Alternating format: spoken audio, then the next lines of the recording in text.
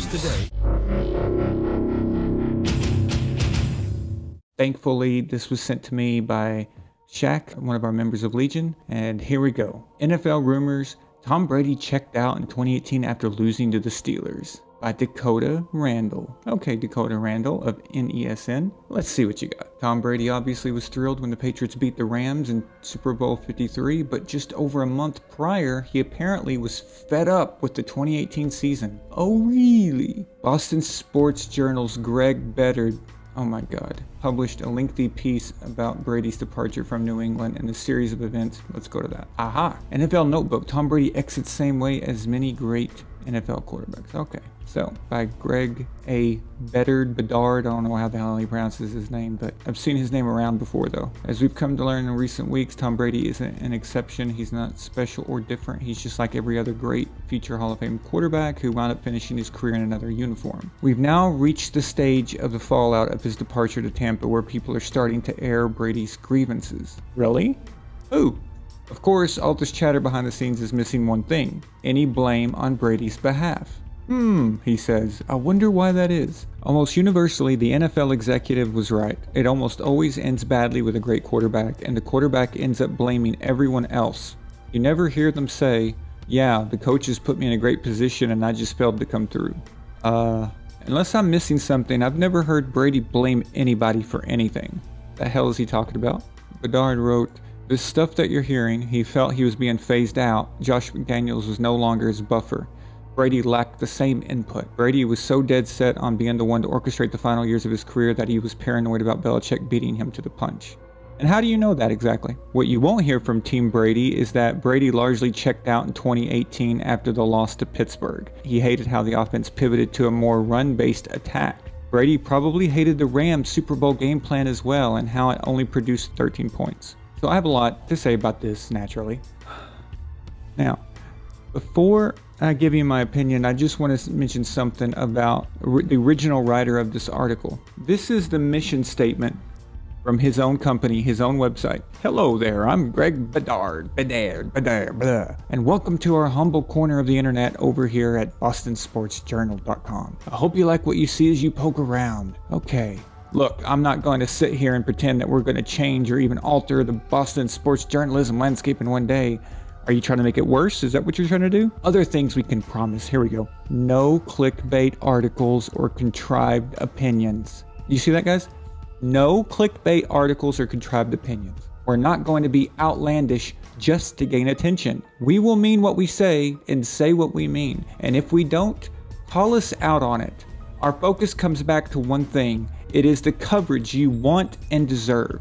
Okay, call us out on it. That's what I'm doing right now, because this article is a massive, giant piece of shit. You took a few stories based on other quarterbacks and how they ended. You know, you only list, of course, the ones that kind of ended a little weird and a little shady. Sometimes it ends okay and sometimes it doesn't. Each situation is different. There's always a different element. To be honest with you, he's wrong. It didn't really end badly. The only thing bad about the ending was how Patriots fans are taking it. How not all Patriots fans, I mean, I applaud the Patriots fans who are not freaking out and trying to pretend like they don't need Tom and all this other crap, instead of wishing him well and wanting to support him, and at the same time supporting the Patriots and supporting Jarrett Stidham, because that's what you're supposed to do. You're supposed to support the team, support Jarrett, get behind him. At the same time, man, you know, Tom gave us a lot. He's amazing. We love him. We hope he does well, as long as it doesn't collide with our interest. Perfect.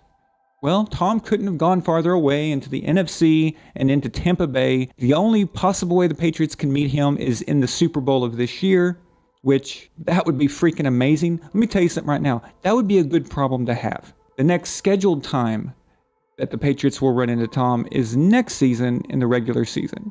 And that is if Tom doesn't retire. So that week, Patriots fans, go for it. Okay? Yeah, we got to beat him. We got to win. Blah, blah, blah. All that. That's fine. Totally normal. But until that day, Tom's time in Tampa Bay has nothing to do with the Patriots. There is no enemy. I've seen people, Patriots fans, say he's the enemy now. I'm like, what enemy? When has anybody in Tampa Bay ever been the enemy of the Patriots? You're making it sound like the dude went to the Jets. Okay? Now listen, he could have gone to an AFC rival. You want to know what's a bad situation for Patriots fans? A bad situation would have been Tom going to the Los Angeles Chargers. All right? It's a great roster there. And then he could have made trouble for the Patriots. Bad trouble. Because what he does for the Chargers can mess with the Patriots' playoff positioning and could even run into them in the playoffs. So yeah, that is a shot at the Patriots' interest. He could have gone to Miami. That would have been right into the division. That would have been a knife to the gut. Remember, guys, no clickbait articles or contrived opinions. We will not going to be outlandish just to gain attention.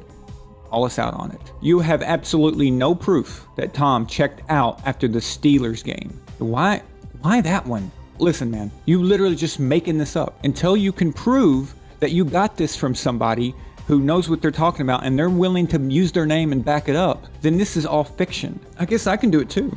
I heard that in 2017, Bill Belichick threw the Super Bowl against the Eagles as a FU to Tom Brady and Robert Kraft and to the Patriots fan base, and that he was considering going to the Giants. Wait a minute. No. Yeah, I did hear that. No, I saw it in a video on YouTube, but I guess since he said it, I guess it's real. I guess it really happened then, right? Sure. This is complete idiocy. All right. Why would you mention 2018? Here's what I remember about 2018. I remember, taking out the Chiefs and the Packers. Those were solid wins. But then having that miscue and against the Steelers, that sucked. But, that thing came down to the very last play. It was still a good game. And then trying to finish strong on division opponents, and those games weren't even that amazing. They were pretty good, but they could have been better, I guess. But then they played the Chargers and annihilated them. And then all of a sudden, Tom Brady didn't seem to be a problem, did there? Then I remember them rolling into Kansas City and Tom saying, yeah, it'll be fun. I know people don't think we can win any games. It'll be fun. They win that. Tom Brady running up to Kyle Van Noy and jumping on him going nuts like a freaking child. Yeah, that doesn't look like somebody who checked out to me. Then we got him in the Super Bowl, and they either need a field goal, seal the deal. They've got choices here. Tom Brady is seen through mic'd up telling Belichick, let's just kick it and the game is over. Okay, let's think about this for a second. If Tom Brady is checked out, as you say, because he's been checked out since the Steelers game, that means that he just wants for himself. And you claimed that he didn't like the Rams game with the Rams game plan, which you say he probably didn't. Okay, that's just you guessing again. But he tells Belichick, let's just kick it, and the game is over. So all Tom was worried about was winning. I actually can think of some quarterbacks that are playing right now who would have wanted to go for that and get a touchdown pass, because the entire game, Tom has not thrown a touchdown pass. He had 0 touchdown passes and 1 pick. So a stat horror quarterback would have wanted that, or a guy who's checked out. Now, I saw you mentioned Elway in your article, but I guess Elway wasn't checked out, even though they moved to a run first situation. I guess Peyton Manning checked out when the Broncos were all about defense. A guy who is mentally checked out does not push Belichick to kick it.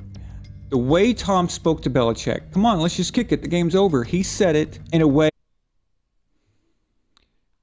Hello, guys. It's we're here, we're ready to go. It's been a very strange week for the NFL as far as like rumors coming out, things about rule changes, quarterback deals. A few signings happened, nothing major. Like the Cowboys went with Aldon Smith, we all know that. But then Roger Goodell had to reinstate him, and I don't know, Aldon, he's a great player, but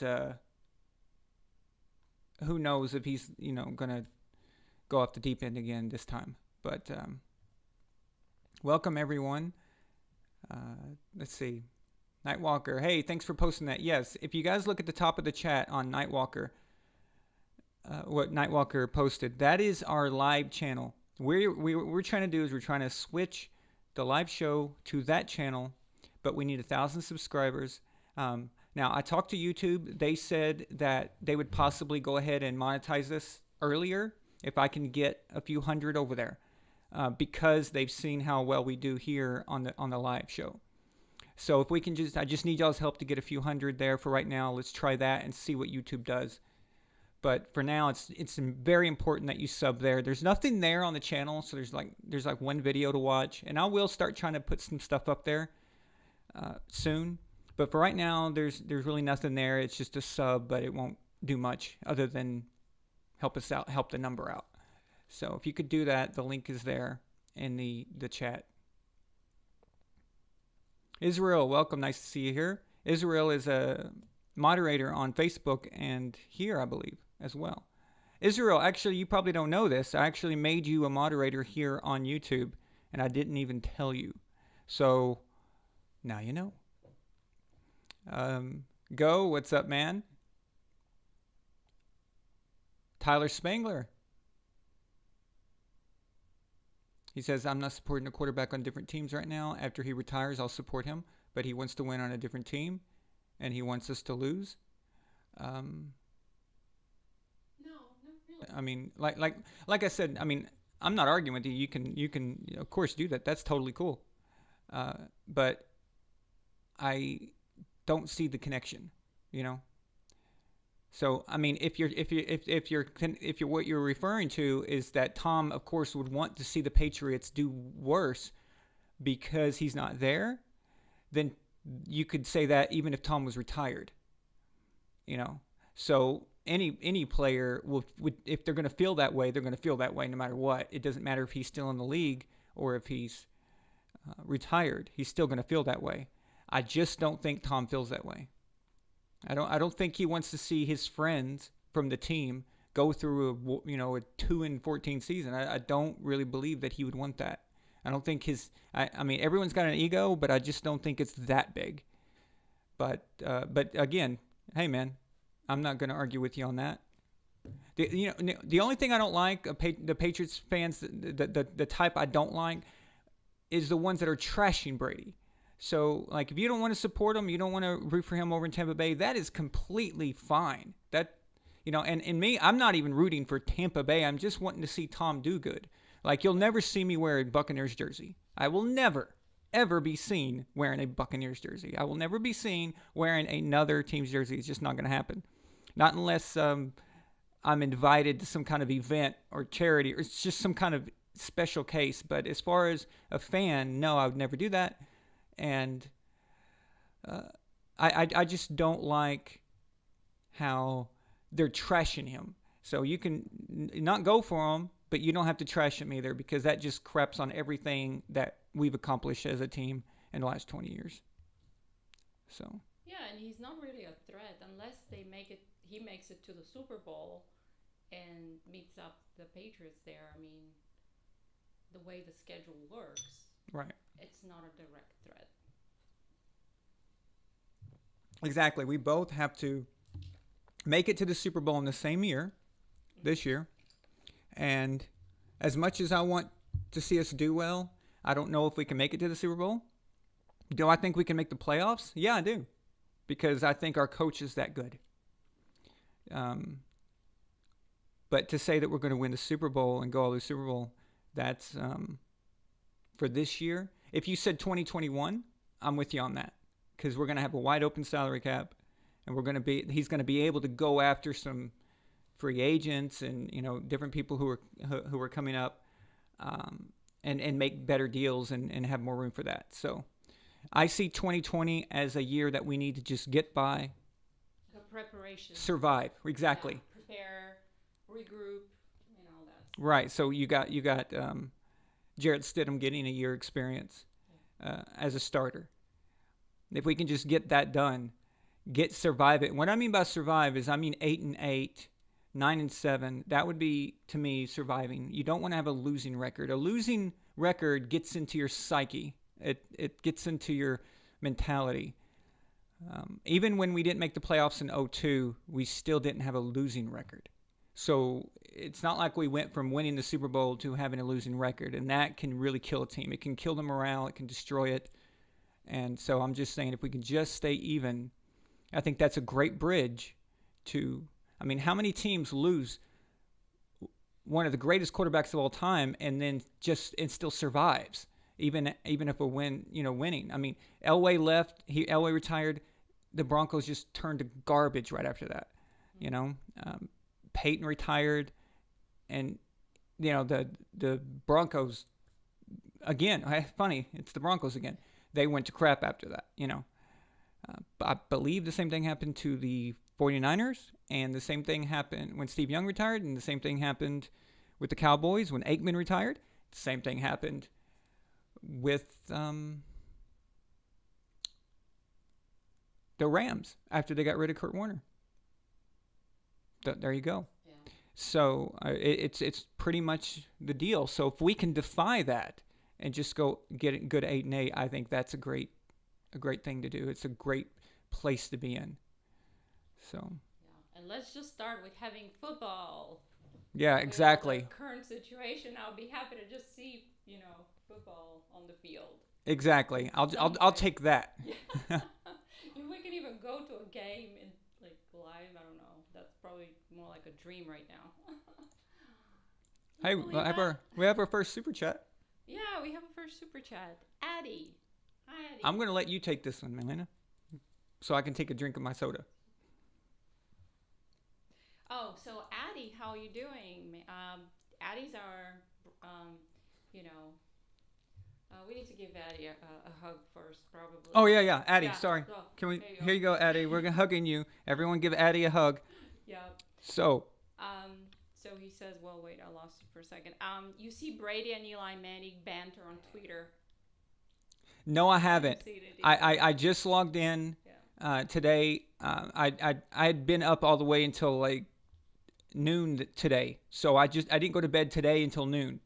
Now I woke up and then I just tried, and I saw people talking about Eli getting on Twitter or something, but I did not see it. So if you guys could point me in the right direction, that'd be awesome. Yeah. Addie, okay, so I'm so glad you're here tonight. You guys ready for this? The Cleveland Browns head coach is offering a fan to script 15 plays for a Cleveland Browns game, a preseason game. Yeah, I want to do that. Which fan? Is it like a contest? It's a contest. Yeah, sorry. It's a contest for charity. Okay?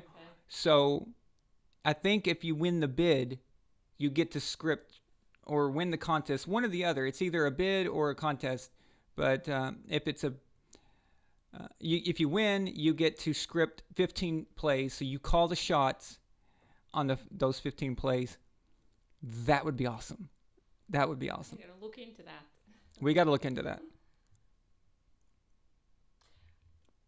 We have another super chat. Shaq. Hey, Shaq. How's it going, man? Awesome. Got a $10 super chat from Shaq. He says, I don't understand how people can say the Pats are going to have a losing record when they have re-signed vet players and brought in healthy ones. Makes no sense. Shaq, Good point. what that's called is wishful thinking. All right? It's wishful thinking on the part of fans of other teams and the general public who just doesn't like the Patriots. They're hoping that's the case. Now, any Patriots fans who believe that are probably they're probably panicking because Tom left, and that's understandable. But to Tom's credit, you've got Frank Gore out there who's with Buffalo, and he says the AFC East is wide open this year. He said, why? Tom Brady's gone. So we know the mentality of other teams, and it doesn't matter if that's the case. All that matters is that these players believe it. All right, and if you don't believe that the psychology of that can change things, then let me point you to a situation in 2008. So Tom Brady is injured in week 1, and he doesn't play the entire season. Matt Castle comes in. That's interesting because even though we went 11-5, the Dolphins somehow go 11-5. Well, wait a minute. Where the hell did that come from? It's not like we were getting beat down in the division. We were still winning games like we normally do, But yet the Dolphins all of a sudden were 11-5. It's like, and then they won the division, and we didn't even get to go to the playoffs. Why though? The reason is because when the big bad bully is not at school that day, you gain your confidence. You strut around the schoolyard with a little attitude, like, oh yeah, I'm the man today. I run this place. You believe psychology. it's human. Exactly, it's human psychology, and you believe that you can be great. And that shows you right there that the Dolphins believed, oh, Brady's gone, we can do this. And suddenly they're playing better against other teams. Clearly, they only lost 5 games. So that had an effect on them. That's what that's what the players believe in does. And if the whole league, and, Frank Gore believes that, and if the other players and the other teams believe that they can win this division, they're going to play harder. Because I'm telling you, it makes a difference. There's a guy, Rex Ryan. Okay, so you guys all know Rex Ryan. He coached the Jets and the Bills. And when he was coaching against us in the Jets, his devotion was to beating the Patriots. That's all. And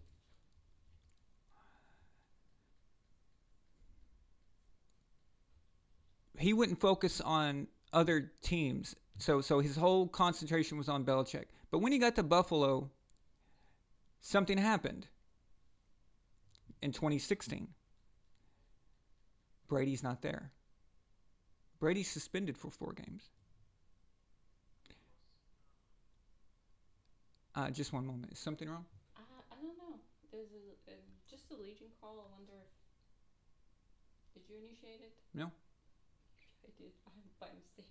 Why? I have no idea. Oh, okay. Somebody did. Anyway, so in 2016, we play the Bills in Week 4 and get destroyed. So we get shut out. And by the way, this is Rex Ryan telling this story. This is he himself telling you. So he went in there. The team had confidence. No Tom Brady.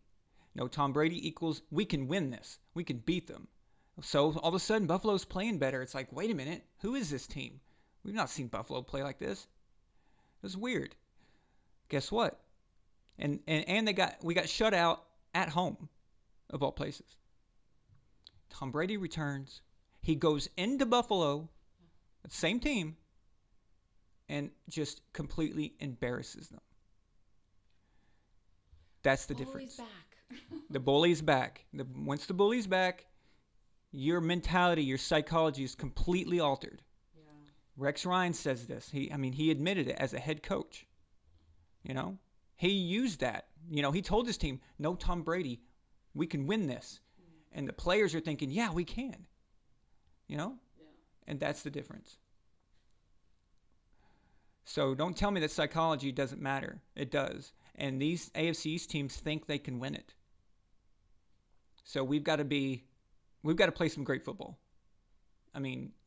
People are going to have to dig deep. Jarrett is going to have to dig deep. We don't even know yet what his ceiling is. Could be amazing. It could be nothing. We don't know. But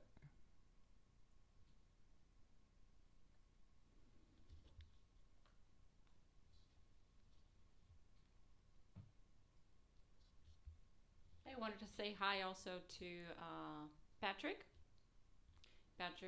Bitcoin motorist is in the house. Oh, nice. Yep. And also Tom, Alan. Hello. How's it going, Dad? And probably many others I haven't looked yet. Actually, I have a personal request to my father right now. Dad, I talked to Mom last night, and she said she doesn't know how to get on the live show. If you could send her the link on Facebook to her messenger, that would be amazing. Because you're probably the only one watching right now who can do that and knows her account. So, appreciate that. I just broke, the fourth wall in television where you don't do that? Yeah. Okay. Can I send a message to my mom as Can well? I send a message to my mom from my dad? I ask my sister if she can please watch me as well. Remember when I made fun of my brother Steven for calling me up and saying, "Hey, you need to call Dad." I know. And now I'm doing it. Well, we're living in a weird world. Everything's like upside down. We're like in the upside down now. We're in the do upside things down. we're not supposed to do. Yeah. And, like they say, don't wear white on screen. I think they said that somewhere on TV. I'm wearing white. I think it looks fine. Oh yeah. Gore's on the Jets. That's what I was. Yeah, he went. Okay. Yeah, but he recently said that the AFC East is wide open for them, and he's very confident. Yeah.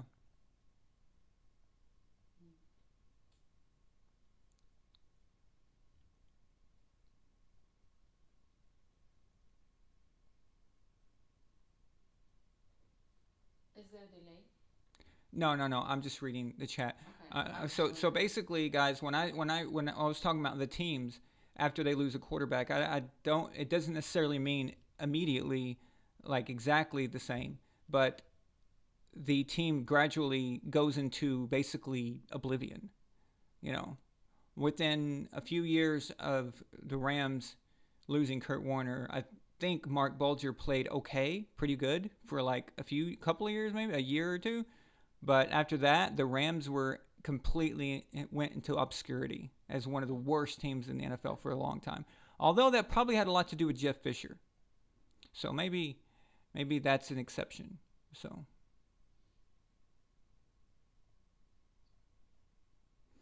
yeah, and the Jets signed Joe Flacco. That's kind of interesting to me because Joe stated last year that he was straight up when he signed with the Broncos. He said, "I am not a mentor. I'm not here to mentor Drew Lock. I'm here to win a start or be the starter." Now I don't know if he's changed his opinion, but the Jets clearly are not signing him to be a starter. That's obvious that they're signing him to mentor, to give some stability and confidence and guidance to Sam Darnold. I just don't believe that the Jets have in mind to actually put in Joe Flacco, and completely just basically you do that and you've basically destroyed Sam Darnold, or you've dismissed him as the future, or however you want to say it, because I don't really think he'd come back from that. So unless Joe Flacco completely changed his approach and his mentality just so he could get a job, I'm a little confused on this one. Because he's not exactly the kind of guy you want being a... I'm sorry, I just can't help but when I think of Joe Flacco to think of something that we used to do. It was like an inside joke. For whatever reason. I don't even know if I knew the reason. Okay. But What she's referring to is that our fantasy football league, which started in 2009, and we have a saying that became a joke. It started between me and my brother, and it was Joe Flacco sucks. yeah. And we just say it. But then it became part of just a thing we say, and it had no meaning. In fact, we didn't even think Joe Flacco sucked. We just like saying it. Kind of like the Chris Sims thing. The Chris Sims is a douche. Exactly. Yeah, you gotta throw it in there, just out there. Exactly. It's like a Tourette's thing. But by the way, Chris Sims is a douche. But besides that, I'm like agreeing. Yeah, agreed. It's pretty ridiculous with that song, but. But yeah, that was a thing that we did. It's just forever and ever. Forever and ever. Yeah, forever and ever.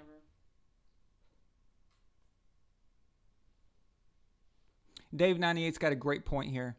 He says, the funny thing is that the people that say Brady has nothing to do with the dynasty are now the same people that say the dynasty is over because he left. Yeah, there's a lot of contradictions there. Yeah. Now,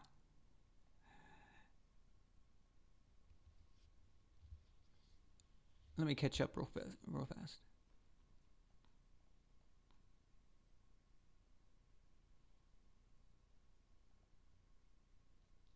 Yes, Shaq, I agree. If we can build this team around kind of like an 0-1 ideology. Now, Of course, it's not going to be as good as 01, strictly because we don't have Ty Law. Okay, and as much as I love Stephon Gilmore, and I do love Gilmore, he's not Ty Law. And how many times did Ty Law change a game for us, change the outcome? Ty Law was one of those rare defensive backs like, Ed Reed and Dion, where his presence on the field was as much a factor, a deciding factor as a quarterback. And that's rare, okay? It's just very rare. You don't usually have guys like that are that every single week they can completely alter a game just by getting an interception. Because he didn't just pick off people. He took it to the house. So, and it would be in the worst moments of that opposing quarterback's timing. I mean, my God. Kind of like an AB or Gronk or... Yeah, he would just step out in front of them and neutralize them, make them irrelevant. The biggest moment of that 01 season clearly was Ty Law's pick 6 of Kurt Warner. So here we've got a quarterback who's essentially a rookie quarterback, and Tom Brady's in his second year, but he hasn't ever started. So he's in my opinion, you're a rookie when you first start, as far as playing wise, and that goes. But so you've got Tom Brady out there, and he's playing. Oh, he's not just playing a quarterback. He's playing the guy who probably should have won the last 3 straight MVPs if he hadn't gotten injured the year before, because he was on his way to winning that one. But he's won the 2 out of the last 3 MVPs, Super Bowl champion, leading one of the greatest offense. At the time, it's probably the greatest offense we'd ever seen, the greatest show on turf. And Ty Law just picked 6s as this dude on the biggest stage. And, I mean, we don't win that Super Bowl if we don't have Ty Law. So that's such a big difference. Not that I don't think that Gilmore could do something like that, but I'm just saying, though, that I just don't know if he's at that level yet. He could be. One day he could be a Hall of Famer if he keeps playing, he keeps his level of play up. Absolutely. But maybe that's just more about my regard for Ty Law than it is anything else. And not only Ty Law, we had Lawyer Malloy at the time out there also. So opposing quarterback had to worry about both of them. And when you've got that, it's similar to when, well, to a lesser degree, you look at Super Bowl 49. You've got Darrelle Revis out there, and you've got Brandon Browner. And Brandon Browner's experience, not that he's Lawyer Malloy or Ty Law, but I'm just trying to make a point that Brandon Browner's experience out there was everything.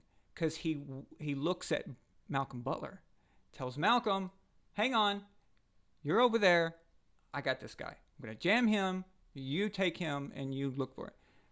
Malcolm Butler sees it, reacts, picks it off, Patriots win the Super Bowl. So that's what having multiple experienced dudes out there have for you. And we had that in 01. So, but of course we do have the McCourty twins, and that's a great thing to have. So I think people overlook the McCourty twins, and they're very underrated. They're not given enough credit, especially Devin.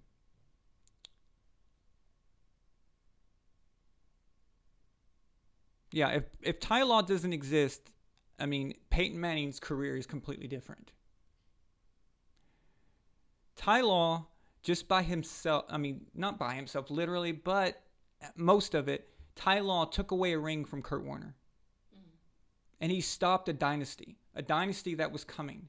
You guys know as well as I do, if the Patriots lose that Super Bowl and lose to the Rams go on a run. They come back again, and it's just going to continue. And Ty Law took that away. But what did he do again in 03?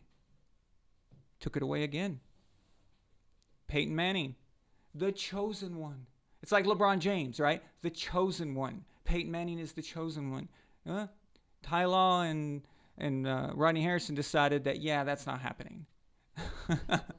So, and I know that Peyton's even admitted it. Now, when Ty Law was up for Hall of Fame recently, he was giving letters of recommendation. So I don't know if you guys know this, but when someone is up for the Hall of Fame, the Hall of Fame receives letters from other players and coaches as an influence, like it's like a reference, a job reference, kind of similar when you're going for jobs. So you ask people that are respected and highly accomplished people to give you references, and that carries weight. Ty Law had two of the greatest quarterbacks of all time write letters for him: Tom Brady and Peyton Manning.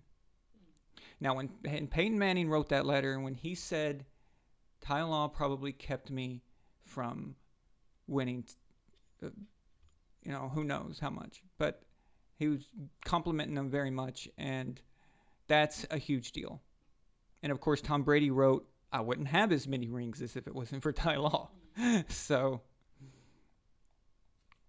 I just think that's amazing, Yeah. Oh, thanks. You like the background? It's actually the Legionnaire behind me. That is based off of Steven's fantasy football logo, Legion of Troy. And then I just altered it and then added the VAS Legion logo.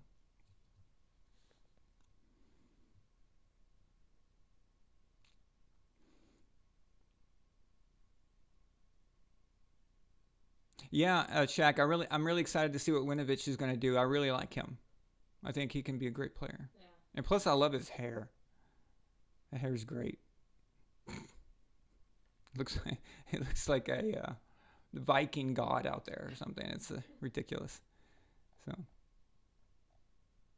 Thor. Yeah, exactly. Thor. Exactly. See it twice. Okay, so some other news. Yeah, I go off on tangents sometimes. Dak Prescott. Let's talk about Dak Prescott real quick. Dak Prescott has turned down a very, very fair offer. So the Cowboys want five years, $175 million, I believe is the number. That is a lot. That is fantastic. Okay, now if you look at the situation, if you look at Dak's situation, last year was not very good at all. He came up small in several important games, and then they couldn't even win the NFC East, which basically was going to be won by default. So the team that didn't suck the worst was going to win the NFC East. And it happened to be the Eagles, who just tripped on a rock and then fell into a hole and said, oh, look, we're NFC East. And the Cowboys couldn't even get that done. So I don't see his leverage. Okay, yeah, he's young. Okay, so what? So is a lot of other quarterbacks. Yeah. But why in the world would you turn down something like that? Well, apparently it was reported that he wanted it for only 4 years or something like that. But then Chris Sims decides to report some crap and say that he's got evidence of all this and he's talked to other people and who's in the know. Well, guess what? Ian Rappaport calls him out on Twitter and says, well, the Chris Sims report is completely false and nothing like that. So we don't know exactly what the deal is or what the problem is between Dak and the Cowboys. But the reason I'm bringing this up is because of one point. The Kansas City Chiefs are talking, they have been talking that they are going to get a deal done with Patrick Mahomes. And Patrick will have that deal done this summer at the latest, by the end of the summer. Here's the problem for Dak. There's a rumor that Mahomes is going to take a team-friendly deal. And not just a team-friendly deal, but a very long one. We're talking like an unprecedented one. Crazy amount, like something insane, like 8 years or something, for like $300 million or whatever it is. And it just balloons each year. Okay? So the team-friendly concept is basically what's guaranteed, what is signing bonus, what is salary, and then does it get bigger and then back-ended. All right? So it gives the team a chance to win now, basically. If Patrick does something like this, even if it's not that long of a deal, if it's just team-friendly, like they're talking about, Dak is screwed. He is absolutely screwed. And he may get nothing. In comparison. Because let's see what happens here. Patrick signs a team-friendly deal. All of a sudden, Dak and the Cowboys are going to say, hey, look, Dak is no Patrick Mahomes. He can't even compete with that. So he's going to need less. How can you ask us this if Patrick Mahomes is doing that? So right off the bat, now Dak has a limit he can go with. But that limit is not going to be right under Patrick. It's going to be substantially under Patrick. That's the first problem. The second problem is, what if Dak goes ahead and plays this year without signing that deal? And he sucks. What if the team completely sucks? If he has an awful season, I'm talking like a very bad season, very down season. Guys, the pit is bottomless. If you don't believe me, look at Cam Newton right now. He can't even find a job. All right? And he was MVP 5 years ago. And I really believe that Dak Prescott is playing with fire right now. And I think his agent is giving him very bad advice. Normally, I'm all for the player to get as much money as possible, okay? They're the ones, I like it when they take team-friendly deals, but they're within the confines of that. There's a way to take a team-friendly deal and help out your team and get your money. Tom Brady did it in a way where he would keep restructuring, but he was betting on himself. So he knew the salary would go up, but also he knew winning would create endorsement opportunities. And if Dak is smart, he's that quarterback of the Dallas Cowboys. If you sign a deal right now locking you in, the Cowboys want you for 5 more years. You sign a deal for 5 more years as the face of the Dallas Cowboys, the most famous football team in the world. Other than the Yankees, is probably the most famous football sports team, I'd bet. Okay?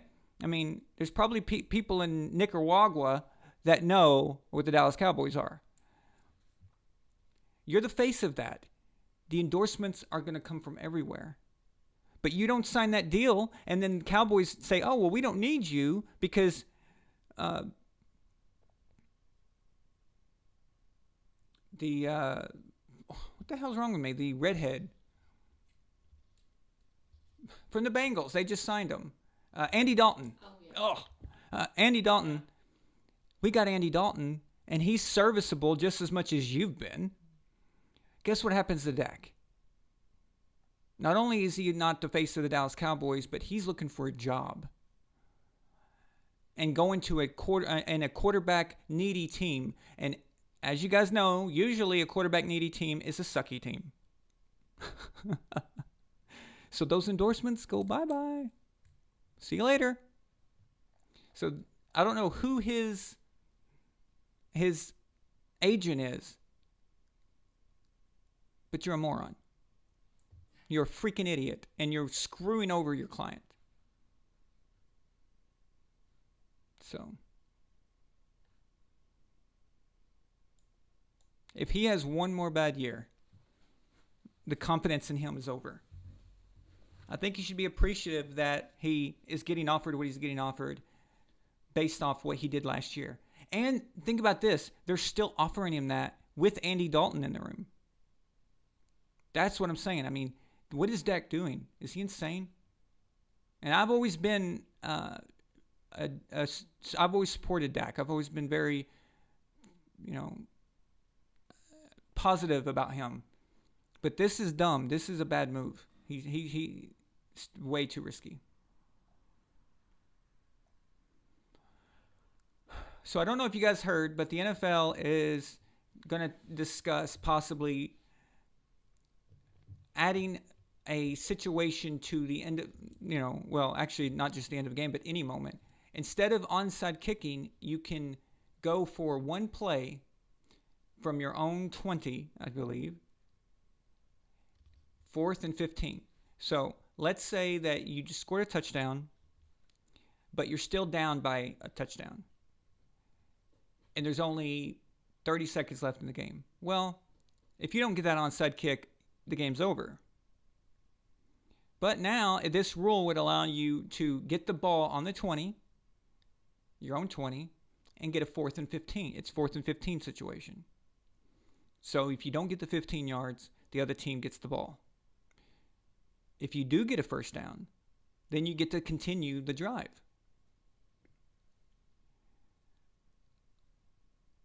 I don't know how I feel about that right now.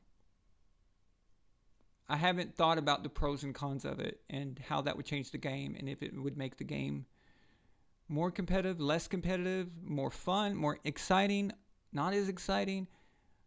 I've not thought about all the angles, but I did want to know what you guys think about it. So tell me in the chat, what do you think about that rule? Do you think it would be a good idea? Or maybe we should experiment with it for a year and see how it works? Or do you think it's just completely ridiculous?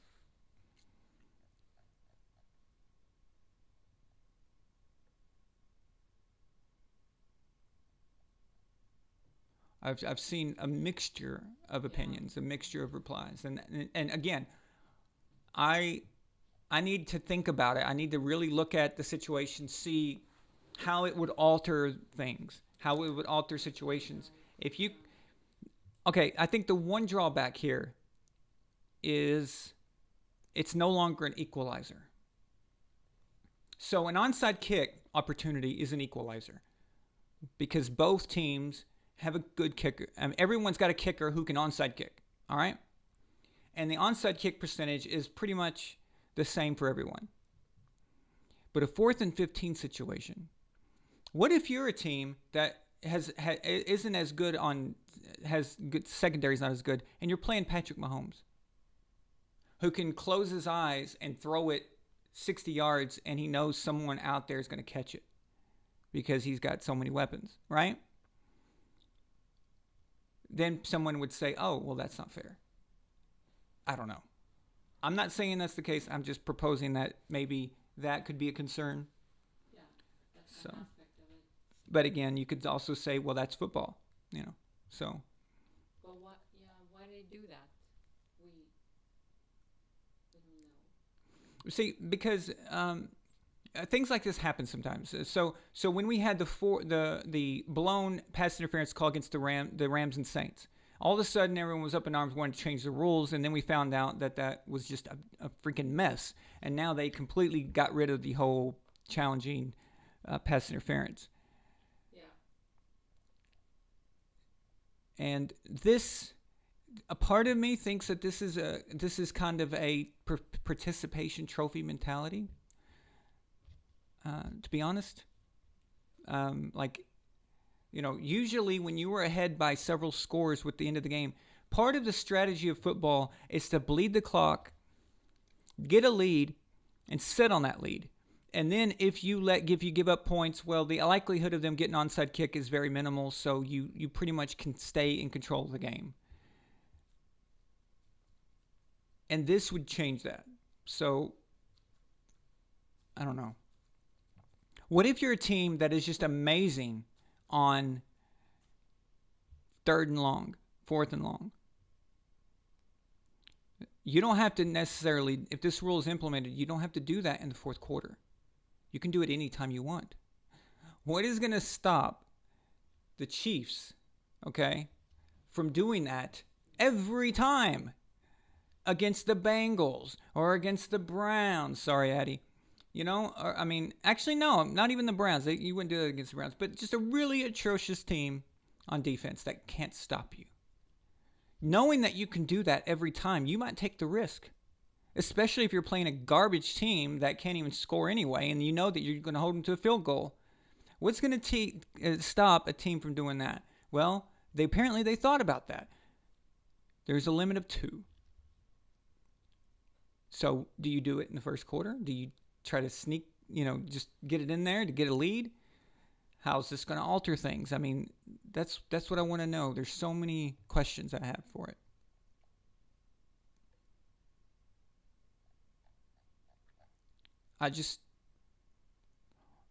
I've always loved the strategy. See, it's going to alter how a team does something. It's going to alter how the team in the lead is going to do things. Yeah. Okay, so now, is that good or bad? That's kind of what I'm just curious about what's behind it. What's their justification for doing it? And I guess I'll look into it, see what they're saying. You know what I think it is? I think it has something to do, whether they'll admit it or not, but I think it has something to do with the last few years of a lot of teams and their fans being brokenhearted. I've never before, like in the last 4 or 5 years, have I seen the NFL focus on fans crying after their team loses because of something like that. I mean, they focus on this now, like they promote it. And safe spaces. Yes, a part of me makes me think that this is a way to appease people, maybe. Oh, I didn't keep track of time.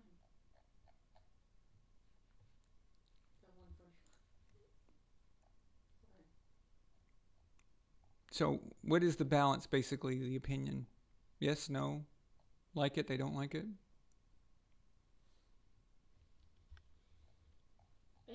It's mixed. It's mixed, okay. Yeah. So we're going to observe what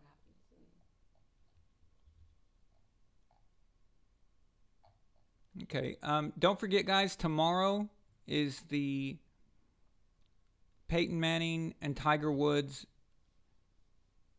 they play Tom Brady and who's the other dude? Jack Nicklaus, the old guy. No, really? I don't know his name. Yeah, someone else. One of those golf dudes. Tiger Woods is the only one I know. I know Arnold Palmer, but that's it.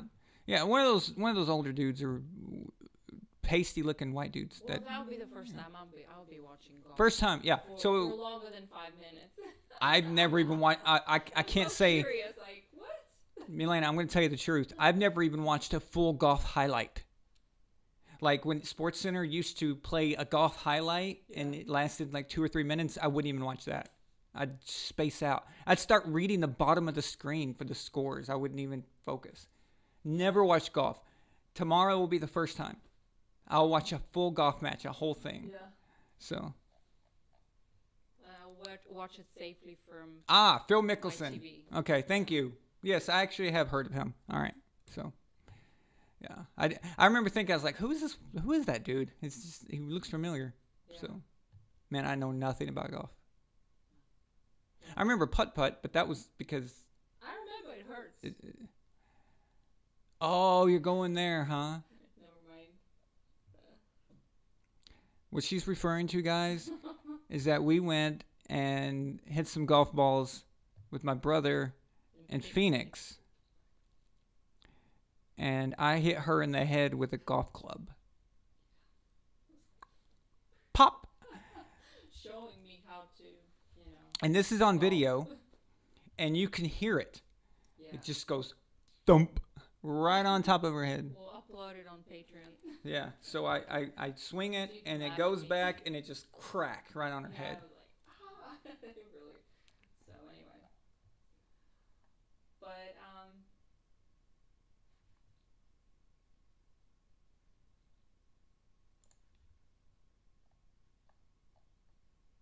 Okay, so that's basically all the news that I thought was worth commenting on today. It was a mild rant. A mild rant, yes. So, when is the golf match? Oh, it's on TNT, and I think it's 3 Eastern. Yeah. So, but please double check that. I'm not 100% sure, but I think it's 3 Eastern. But yeah, first time I'm going to be watching golf.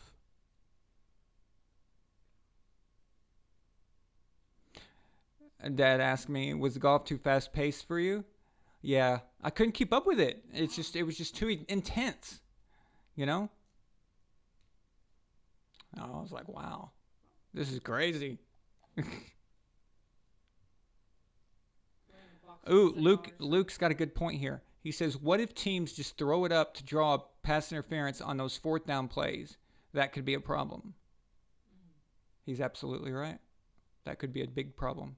They'd have to figure out. That's what I'm saying.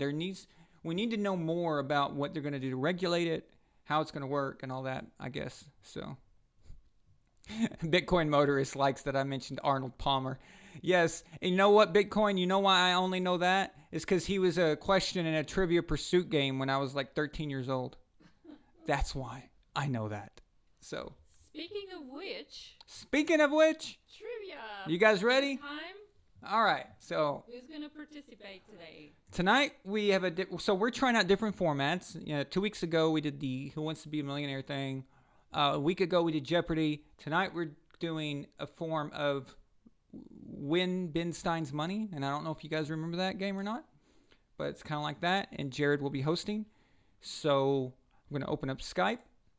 And we're going to do that. And then after the game, if you guys want to talk more and you want to call in and talk sports like we normally do, that's cool. We can do that, or we can end the show. It's up to you guys, whatever y'all want to do. Yeah, we'll have a little chat. But we'll get it started right now. Jared is going to be the host tonight. He created the questions. Yeah, and so do we know who's participating? Yes. Tonight's participants is Patrick, Bitcoin Motorist. Yeah. Raphael, I believe, but I haven't seen him in the chat, so I don't know if he's still playing. So, Jared, what? Hello, how are you guys doing tonight? Oh, I bet I can hear you better if I put on these. That helps. Okay. Yeah. Yeah, that tends to help. Need your headphones. Okay. So how's it going, my man? You got all the questions ready and everything? I've got questions ready. Do you want me to go over the rules now, or wait until we get the contestants? Let's get everybody in first. All right. So what do? Okay, so now Raphael tonight. So we've got Yeah. So Patrick, I saw him here, so he's probably good. Yeah, he's calling in. It looked like you had Andre Johnson. Okay. Said he was going to try to call in. All right, so I need Patrick. I need you to call now, and Andre Johnson, I need you to call. And I think there was a third, Trevor. Is Trevor going to play?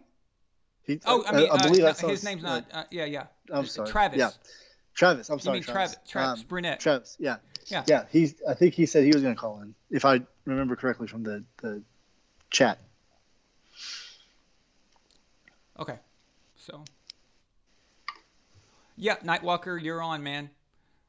Listen, I can't accept your Skype if I don't know who you are. So you need to write your name in the account and then send me a little hi, hello, so I can accept you. Because we keep getting trolls calling all the time, and I'm not dealing with that right now. So if you can't even create a name on your Skype account, then I guess you're not playing. What is up, Mr. Bitcoin Motorist? What's going on, guys? I like Good to see everyone. Mustache. Thank you. Glad you're a fan. Yeah, it is very. There. Good to see everybody. Milena, Jared, Aaron. What's going on, guys? Oh, he's never got to do this. What's that? Yeah. What's that? What's that? We're gonna revive that crap. It was. Okay, so we need Jared. How many we need then? We need 2 more. 2 more contestants. Yes. We need 2 more contestants. If you can call, please.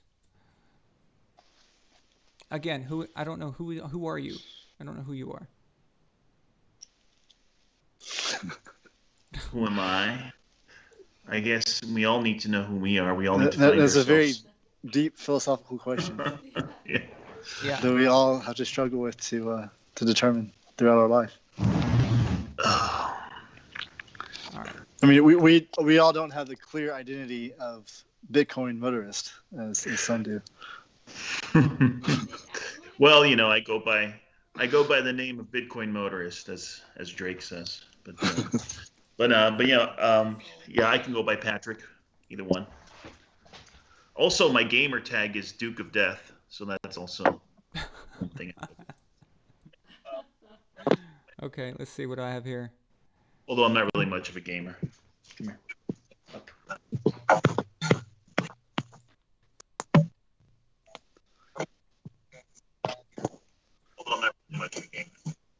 Okay, I don't know who that is, but Hello? How you guys not figure it out not to turn off the broadcast when you call? It just makes me just. Yeah, just mute the broadcast or something. Come on, man. Come on, man. All right, so let's organize here. See what we've got. Jalen, you got to be on camera. We've got to be able to see if you're going to play. Wait, go. I am on camera. I can my head.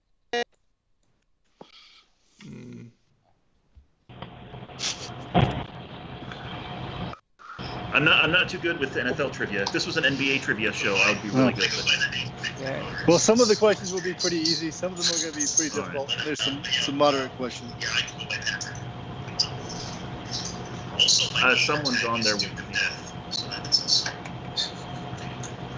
I don't know who that is. Someone else is on. I think does everybody have headphones on? Hi,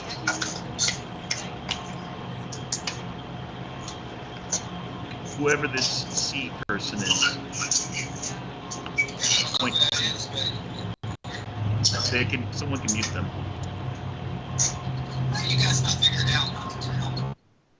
Okay, I think they're gone. I kicked them out. If you can't, I don't know who that was, but if you can't, you never called a show before? I mean, even when you sit in your car and you call those little sports radio talks, they tell you, turn down your radio. So, okay, let me make sure I got everybody's camera. Jalen, you're not going to be able to do your classic walk around the house, sideways, and all that stuff. We have to be able to see you because it's part of the game.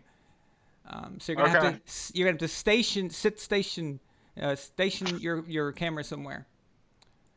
Okay. FYI, the troll looks like he's back. I don't know if he's a troll or not, but someone just jumped on. FYI, every time someone comes on, my camera. And of course, they still have all the background noise.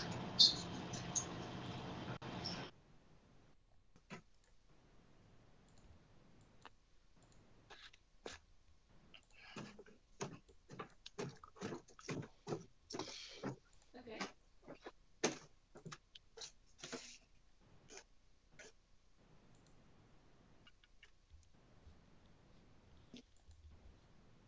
Hang on. Okay, yeah, Jared, go over the rules. All right. So I don't know if you guys are familiar with Win Ben Stein's money, but this is loosely based on that. So tonight is going to be a different game show than we've had on the past few weeks for Aaron's show. And it's going to be unique because we're going to have the three of you competing for the chance to compete with Aaron. So in the first round, the three of you will answer 10 questions. Whoever has the most point, or the person with the least amount of points after the first round does not continue. In the second round, Aaron will compete as the third contestant. In the final round, it will be the winner versus Aaron to determine the champion.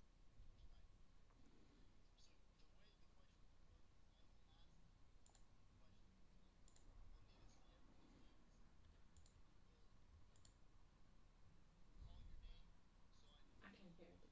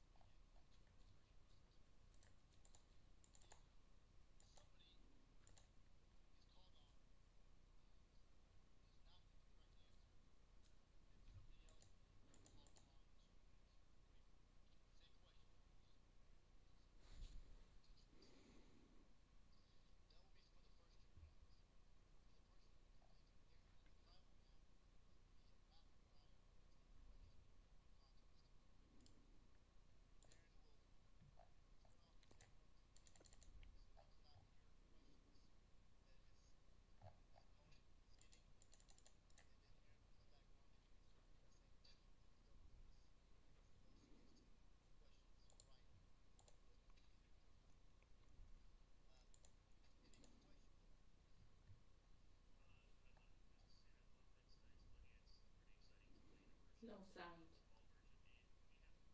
There's no sound. What? There's no sound. I can't hear. Nobody can hear. Chat. Nobody can hear in the chat. And Addy, any questions? No, I'm I'm just good. going to say How Jay long for did it my take you to name. tell me that? Okay. Jay's fine. Yeah, understood. Daniel will be keeping score, so we will continue with that. And Aaron will be talking trash during the first round. So if you get it wrong, expect to be humiliated by Mr. Von Allen. That's Okay. very mean. Yeah, of course. Well, it's to Well, keep it, it's competition. it's intent to keep you on your toes. But Addy, we can't see you. I can't see you. Can you angle it a little better? Perfect. Perfect. Question. Will you Okay, I thought Eddie was doing that on purpose so he wouldn't What? see his Got to face. represent. Now, the first few questions will be pretty easy. They will get harder, and the second round will be more difficult. The final round will be pretty tough. I wonder if I got what? If you got the sound because we didn't hear anything, so. I had it muted So, Oh, because Okay. that idiot kept calling. does he need to repeat the rules or not? For you? No. all right, are we ready? Oh, Yeah. okay, Jared. Can you repeat Ready. the rules really fast for the Sure. people? I didn't. I had it Skype muted because that person kept calling with the noise and it just. Okay. Okay. Okay, so to go over the rules again, tonight will be a version of Win Ben Stein's Money where Jay, Patrick, and Addy will compete with each other. I will ask 10 questions, and each of you will have a chance to answer the question. If you get it right, you get 6 points, and you have a chance for a 1-point follow-up question. If you get it wrong, your two competitors have a chance to steal for a 3-point question. After the first round, the two who get the most points will advance. The person with the least amount of points will no longer compete. In the second round, we will continue with the same format, only Aaron will be the third competitor in that round. Whoever wins in the second round will advance to compete one-on-one with Aaron. And in that round, Aaron will leave for the first part while his competitor answers 10 questions, then return to answer 10 questions, the same 10 questions. And whoever gets the most points, most answers correct between the two will win the competition. Any questions? All I right. don't have Are we ready to begin? Yeah. Let me just. Yeah. Just real quick, we have a super chat from Shaq, and he wants to wish good luck to all. Oh, nice. involved. Thanks, And Shaq. he says, "I've been all involved." Nice. Thank you, Shaq. I And just to What did Shaq do? reinstate this, during the game, we need to be able to see you. We need to be able to see your hands and don't cheat. That's basically it. Okay. And again, when you Your hands, so you don't want to make sure that we're not like typing stuff into Google and stuff like that. Basically. Right. That's Basically, what happened. yeah. That's what happened last week. Okay. Who Yeah. was typing stuff into Google? well, we we'll don't wanna focus on mention this any week names. now. But I'm going to ask a question, and if you know the answer, say your name, and I will call on you, and we'll see if you can get the answer right. Well, I hope All I right, got are we the ready? close one. Yeah. Are we ready to begin? Yeah. Let me get Yeah. everybody a scorecard here. Okay. And again, in this round, each question will be worth 6 points if you get it right, with the potential for a 1-point follow-up. If you get it wrong, your two competitors have a chance to answer for 3 points. Oh, And there's the follow-ups. If we get Mhm. those wrong, can the competitor steal those points? no, the follow-up is just a question for the person that got the original question right. So if you get the first question right, you get 6 points, and you get a chance for a follow-up. If you get it wrong, we'll continue with the next question. Okay.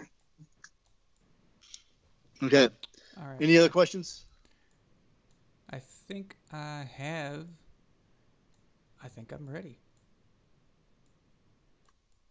Okay, I got the scoreboard ready for you guys. So I'm not in this round. It's just you guys. Okay? Yep. But expect to get humiliated by Aaron if you Well, maybe not. get the Maybe question not. wrong. Maybe not. All right. Are we ready? Yeah. All right. The first question. Who holds the record for the most Super Bowl appearances by an NFL player? Addy. Tom Brady. How many Super Bowls? 9. That's correct. All right. Who holds the record for the most rushing yards in NFL history? Jay. Emmitt Smith. That's correct. Whose record did he break? Walter Payton's. That's correct. Jalen has 7. All right. Which New Orleans Saints wide receiver led the NFL in receptions in 2018 and 2019? Addy. Michael Thomas. That's correct. And which of those 2 years did he also lead the league in receiving yards? 2018. That's not correct, but you did get the answer right, so you're at 13 points now. All right. Question number 4. Which team drafted Lambeau legend Brett Favre in 1991? Addy. Jay. I heard your name first. The Falcons. That's correct. And which team did Brett Favre play for between playing for the Packers and the Vikings? The Patrick. Jets. That's true. Sorry. Okay. So, Addy, you're at 20. Nice. Widely considered the biggest draft bust in NFL history, which Washington State quarterback was drafted in 1998 after Peyton Manning? Patrick. Ryan Leaf. That's correct. Which team drafted him? The San Diego Chargers. That is correct. Nice job, guys. All right. Number 6. Which quarterback led the Philadelphia Eagles to victory over the New England Patriots in Super Bowl 52? Addy. Nick Foles. That is correct. Which team signed him this summer? The Bears. Chicago Bears. That is correct. I've got Addy at 27 now. All right. What Texas A&M linebacker was the second overall pick in 2011 and won the Super Bowl MVP when the Broncos won Super Bowl 50? Addy. Von Miller. That is yeah, correct. Baby. Vaughn, Who was the number 1 overall pick in the 2011 draft? Got me there. Aaron. You want to give a guess? Yeah. No. Okay. It was Cam Newton. I said. You told me I could answer the ones that nobody gets. Oh, okay. Remember? I did say that. Oh, okay. I did say that. Okay. All right. Question number 8. So we've got Addy in the lead with 33. Patrick and Jay are tied at 7. 3 questions left in the first round. And then Aaron will replace the third place contestant. Okay. So question number 8. In 2013, which quarterback beat Tom Brady's record for the most passing touchdowns in an NFL season? Addy. Peyton Manning. That is correct. How many touchdowns did he throw for? 55. That is correct. So you are now at 40 points. All right, 2 questions. Which team shocked the Indianapolis Colts by kicking an onside kick to start the second half in Super Bowl 44? Patrick. The New Orleans Saints. That is correct. Which coach made the call? Sean Payton. That is correct. All right. Last question in the first round. Jalen, you have to score here. And just FYI, this question does have a 2-point follow-up. Besides Tom Brady, how many New England Patriots players have won Super Bowl MVP? Jay. 2. That is correct. All right, name the 2 players. Julian Edelman, Deion Branch. That is correct. Yes. That's the 2-point follow-up. Wow. You got 15. Jalen, I'm impressed. I did not think you were going to get that. That is nice going, Jalen. nice. Dude, that was clutch right there. All right. Yep. 2-point conversion on the last play. That gives Addy and Jalen to advance to the second round. Patrick, you're great. I appreciate you coming on. All right, guys. Thanks a lot, man. Thanks for having me on. You can stay on if you want. Thanks so much. Yeah. I do have to jump off here. Oh, I do okay. have some work to do, but thank you so much for having me on, and I will listen to it on YouTube, the rest of it. So Okay. good luck to Let's- Eddie and Jay. Let's talk soon, Yeah. man. Sorry. Okay. All right, man. Are we going back from 0 or the score is staying where they are? We are starting from 0. Ah, okay. Okay. So Although now, Aaron, that actually- means now I need a score. So. Yep. A scoreboard. Okay. So actually, though, now that I'm thinking about it, the scores did continue in Win Ben Stein's money. So is this a continuation of the scores? I thought this was like a new game because there was like a new like a round and new player and stuff. Kind of. It's completely up to you, Jared. You're the. Okay. You're the game We host, will. so. I originally said the answer that we'll start from scratch. So we'll start from scratch out of as a fairness. All right. These Mind if questions are a little bit more real quick? difficult. Yeah, absolutely. We can take a pause. Appreciate it. While Addie's doing that, Sure. we'll talk Perfect. In about fact, so the scores are resetting, right? the scores are resetting. Well, they'd have to because I'm at 0. Okay. Right. Right. Right. And I think Eddie would just win. He's at 40. He could just not answer any more Right, questions. exactly. And probably. Yeah. Well, Exactly. in the spirit of competition, we'll open it up to. Just Jared, give me time between questions to put the score. So. Sure. Understood. And Jalen, just I'm for everybody's very impressed information, with you, man. Great job. That was clutch at the end In- there. in the final round, it won't be the same kind of format. We'll continue this format for the second round. In the final round, Aaron is going to leave with his headphones off, so he can't hear any of the questions. I will ask his opponent 10 rapid session questions, and then Aaron will come back to answer the same questions. And whoever answers the most questions correctly of those 10 between Aaron and his opponent, they will that will be the winner for tonight's show. So it looks like Addie's about to join us back. I think he's putting in his headphones now. Yep. Okay, and we're just waiting for Aaron to come back from getting his Coca-Cola. I don't know that that's what he's doing, but I'm assuming that's what he's doing because that's what Aaron typically does for a show. It was way behind.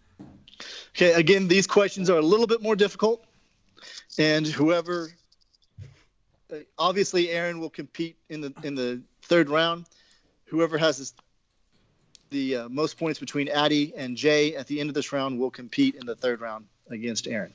Are we ready? Yeah, you need. We didn't announce the prize if you win. Oh, that's correct. Aaron, do you want to do that? Sure. So basically, if you beat me, you get to pick out anything you want in the Von Allen Sports Store. So hoodie, sweater, shirt, whatever the hell you want. Okay? You can pick yoga pants if you want to. You can if you want. So I don't judge if you want to wear yoga pants. So. Okay. So are we ready for round 2? Yeah. All right. Same thing. Let me see your hands. When I hear your name, I will call on you, and that will be the person who has a chance to answer the question. There are more 2-point conversion questions in this round than in the previous round, and you will. But you'll let us know ahead of time when. Yes, when it was a 2-point question, I'll let you know, and all right, we'll continue. All right, first question. Are you guys ready? Yep. All right. Second question. What 2-sport athlete knows how to advertise Nike's cross-training shoes on the baseball diamond and the football gridiron? Jay. Aaron. Who is Bo Jackson? Correct. What team did he play for in the NFL? Who are the Oakland Raiders? That is correct. And this isn't Jeopardy, so you don't have to answer the okay. question. Yeah. So Aaron has 7 points now with that opening question. Can I correct that and say the LA Raiders? Just That is correct. I Yeah, think they did were in you- LA at the time. I said Oakland. Yeah, they were. That's Yeah. what. Okay, I actually misheard you. So I thought you said L.A. at the time. So what's that worth? That is 7 points for Aaron. Hell yeah. All right. Question number 2.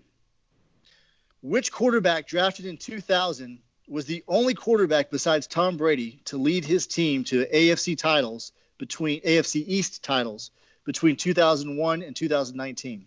Aaron. Chad Pennington. That's correct. Which 2 teams? And this is a 2-point conversion play. Which 2 teams did he The New play York for? Jets and the Miami Dolphins. That is correct. So Aaron has 15 now, and I apologize for not telling you that was a 2-point question in the beginning. No problem. All right, question number 3. In 2019, Christian McCaffrey was the 3rd player to rush and receive for 1,000 yards in the season. Who was the first?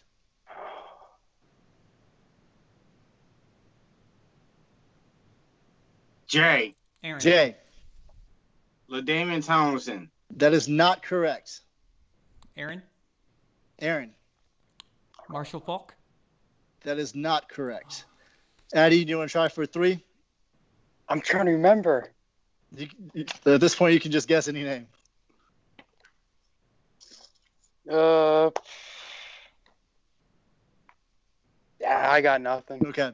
It was San Francisco 49ers running back Roger Craig was the first. Marshall Faulk was the second, which was the follow-up question. Okay. Okay. Question number 4. Never gotten that one. What year did the Seattle Seahawks draft Russell Wilson in the 3rd round of the NFL draft? Addy, Addie. 2012. That is correct. And who was the first quarterback taken that year? I got nothing. Okay, it was Andrew Luck. Oh, Sorry. God. Yeah. we can't steal the 2-point conversion. That's what we established okay. first. All right. So, yeah. Okay. Question number 5. Who was the last non-quarterback to win the NFL's seasonal MVP award? Aaron. Addy, Jay. I heard Addie first. Really? Yeah. Adrian Peterson, That is correct. And what year did he win it? 2013. That is not correct. It was 2012. Oh, Okay. All right. This one has a 2-point follow-up. Aside from Peyton Manning, who did it twice, how many players have won the NFL's MVP award in consecutive seasons?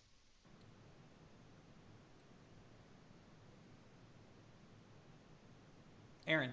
Addy, I heard Addie first. Okay. 2. Okay, so this is a 2-point question. That's Yeah, weird. that's correct. Something Two. weird's happening. Yeah. Okay. So that is correct, Addie. That the number was 2. Who are they? I have no idea. I just took a guess. Okay. So it was Jim Brown and Joe Montana. Yeah. Am I crazy or am I clearly saying my name first? Okay. I'm hearing Addie first. I don't That's know if weird. there's. There's a literally delay. like a Okay. full second and a half The entire between. time. Yeah. Okay. What's Eddie's thought score? that- What's Eddie's score? Addie is now at 18. Okay. Gotcha, Eddie. Okay. Good job, man. Nice. All right. Number 7. Tom Brady has won the Super Bowl 6 times. Hang on.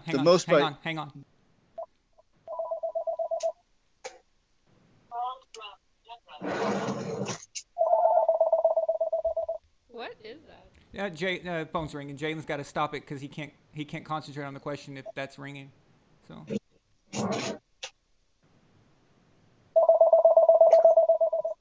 Can you find it? Hello? Okay. Jalen, you good? Are we good, Jay? I can't hear you guys. Sounds like you answered the phone for somebody else.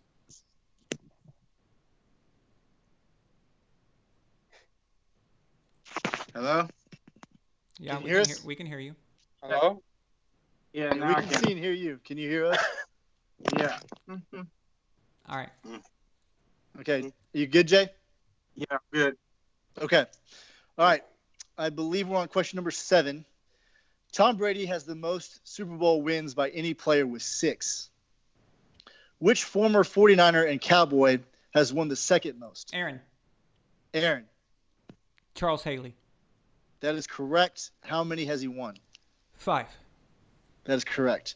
So that puts Aaron at 22 with the 2-point conversion from the previous question that he got.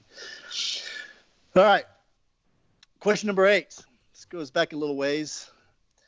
In the 46-10 win by the Chicago Bears in Super Bowl 20, the Bears did not score with the kitchen sink, but they scored with a... Aaron. Refrigerator. That is correct. And what is the refrigerator's real name? William Perry. That is correct. That puts Aaron at 29. Question number 9. And this is a very difficult question. Who is the only kicker to win the NFL MVP award? Aaron. Mark Mosley. That is correct. And which team did he play for? Washington Redskins. Jalen's favorite team. That is correct.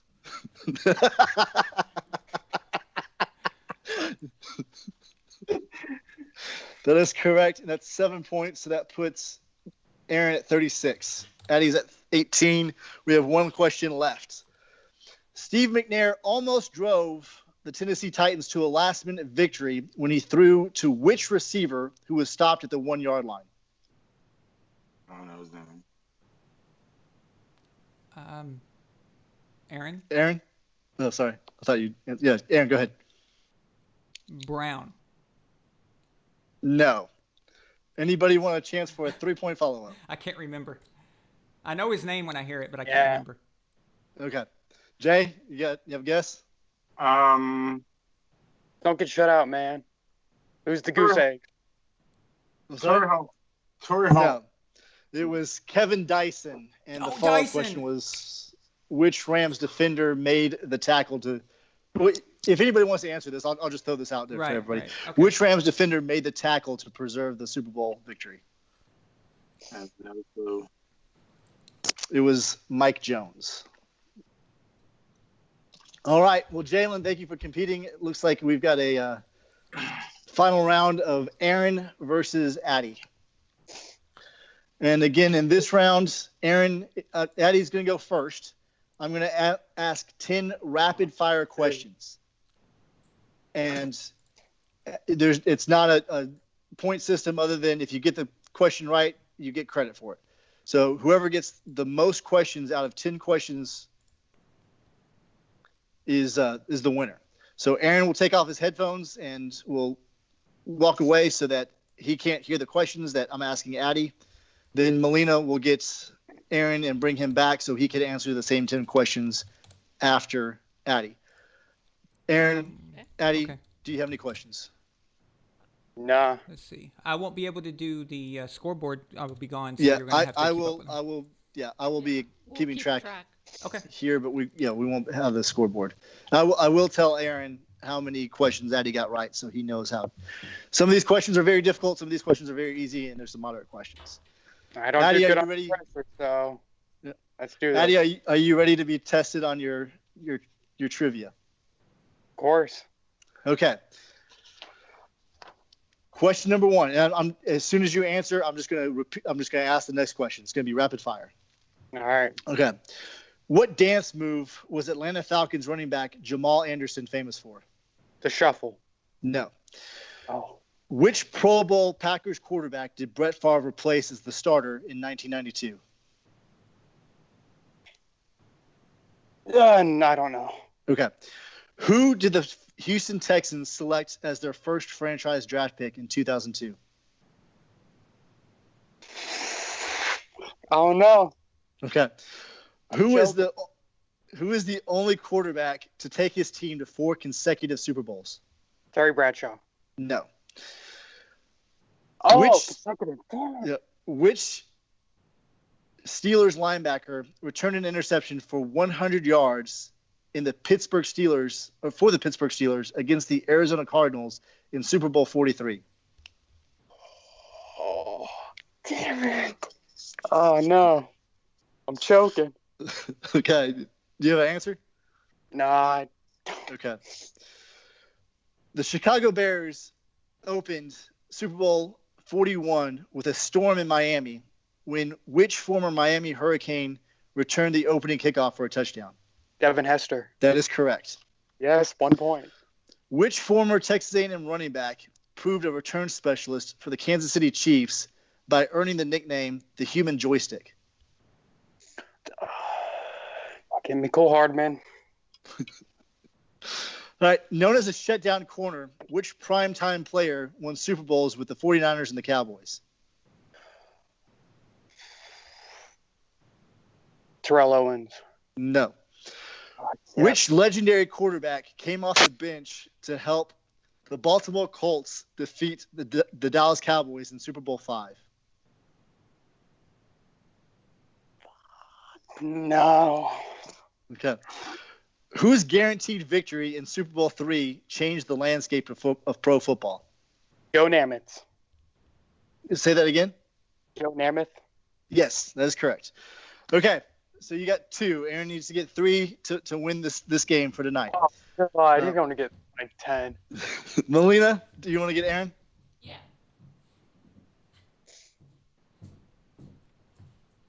And it's not Bradshaw, it's Jim Kelly. I know. That's correct, yes. If we want to count that, we can just between us and the chat. Just between us and the chat? No, Yeah. I think Aaron would come after me pretty hard if I did that. Oh. I see a shadow, so it looks like Aaron's returning. Okay, Aaron, I'm not going to tell you how many you have to get right. I'm just going to ask you the questions and tell you afterwards. Oh, okay. And is there a clock, or I'm guessing? There's no clock, but as soon as you give an answer, I'm asking the next question. Oh, cool. All right. Okay, so it's just going to be rapid fire. Okay, are you ready? Yeah. Okay.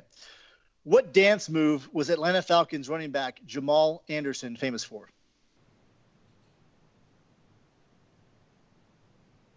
The Dirty Bird.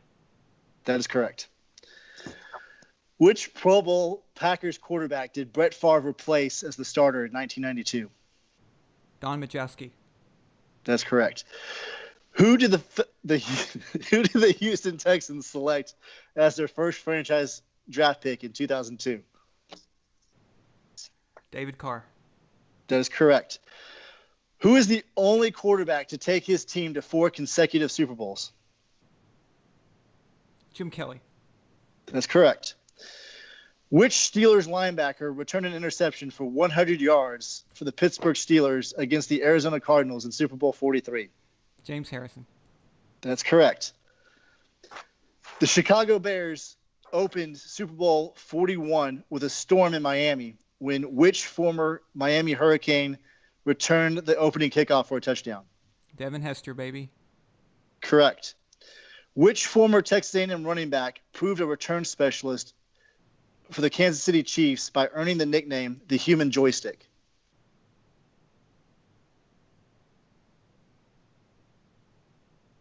Did you say Kansas City Chiefs? He played professionally for the Kansas City Chiefs, yes.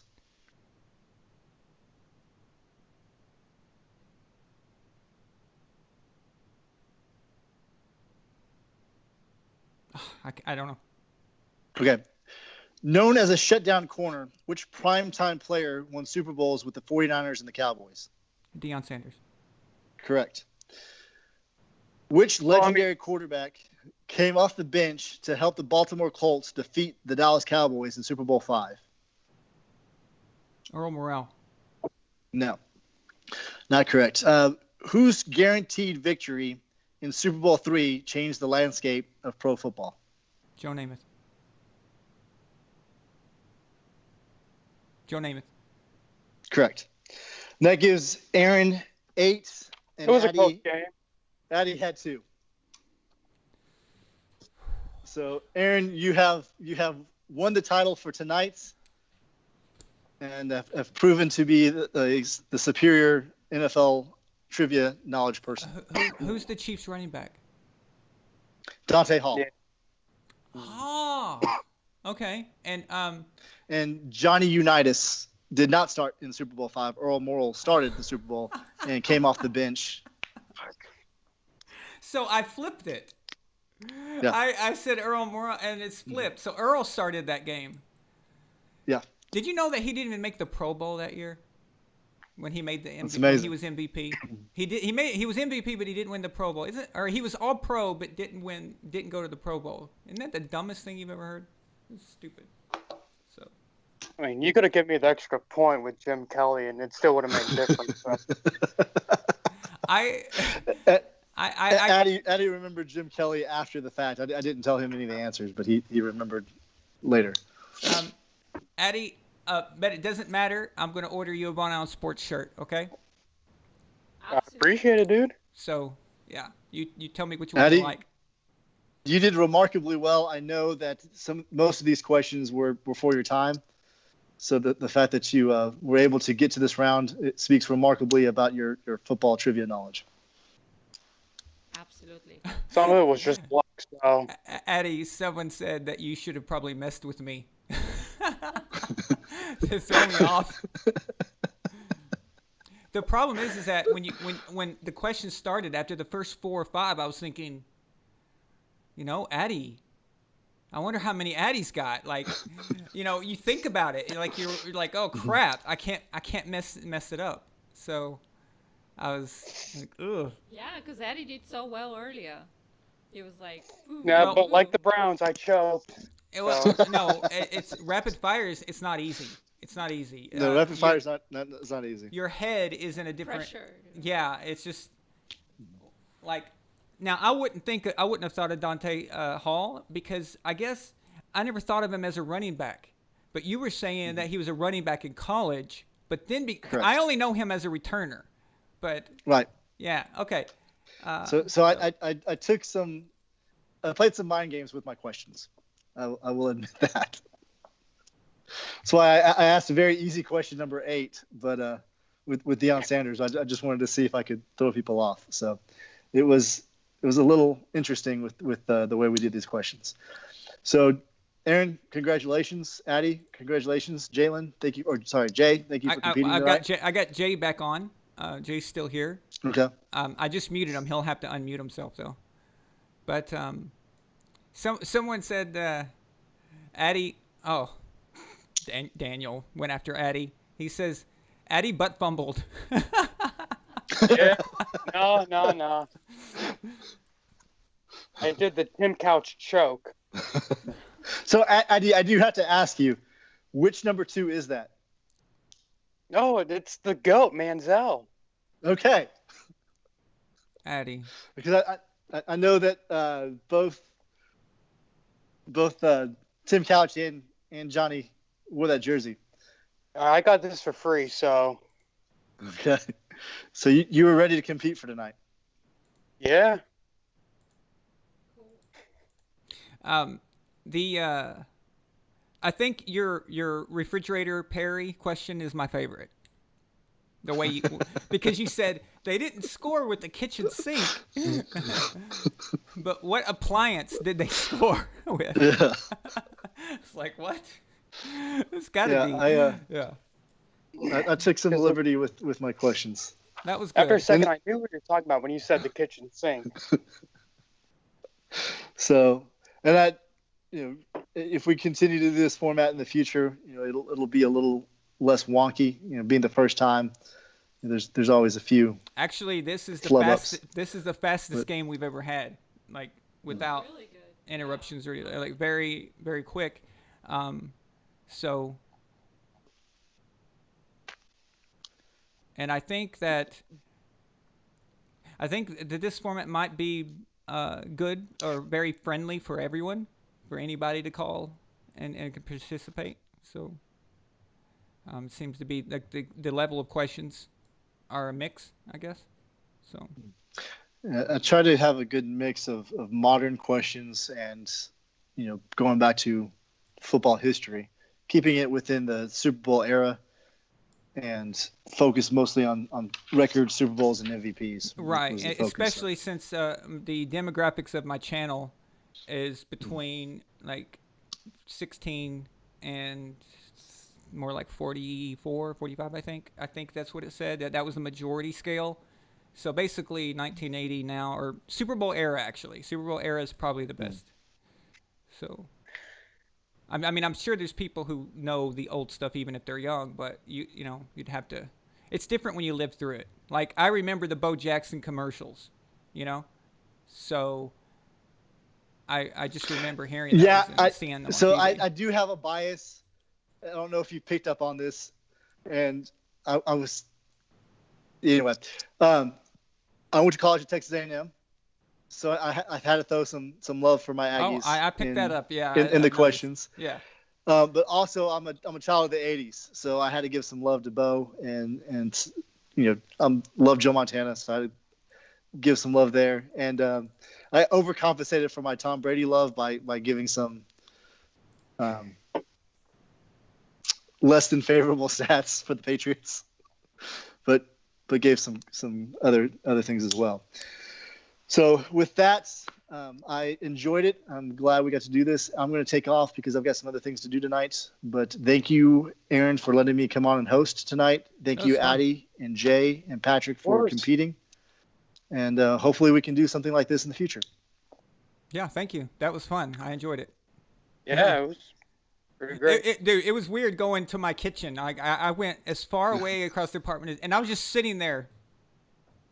Like, wow.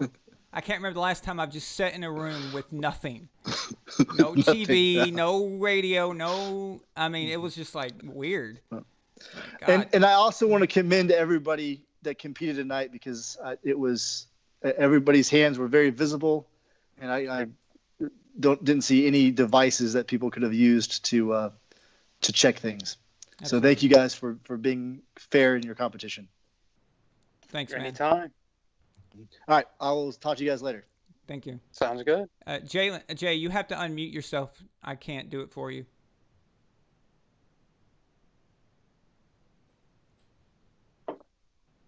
Oh, I appreciate it, Shaq, but you're placing your bet on the wrong guy. Did anyone send any super chats while I was gone? No. Or while I was playing? Okay. Shaq did earlier, but I read it. Oh, okay. Yeah. Cool. I was like, Jalen, the Redskins question. Mark Mosley. Yeah, I still can't hear him. I got an idea, Jay. Why don't you just hang up and call back? That'll probably fix it.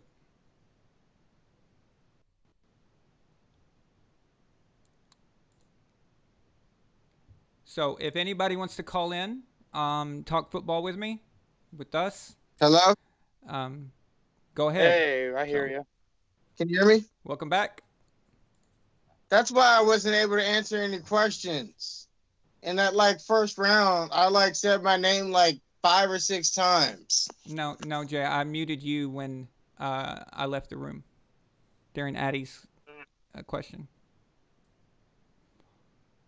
Yeah, but I could always my voice didn't change for me. I couldn't tell that I was muted at any point. I didn't my speaker level didn't change or whatever. Okay. We have a super chat, Addie. Addie, are you? Let me guess. You're gonna. Addie, the spotlight is brightest. I crumble. I liked how you guys did that. It's upside down. Now you butt fumbled. Okay, now I'm gonna have to give you crap. That was pathetic. All right. Poor Addie. He's wearing a Manziel jersey and called him the GOAT, and that breaks my heart. So. I'm toasted right now, so leave me alone. And yeah, Jay, very impressed by that clutch move. You needed 2 to win. You needed 1. You needed that 2-point conversion, and you got it.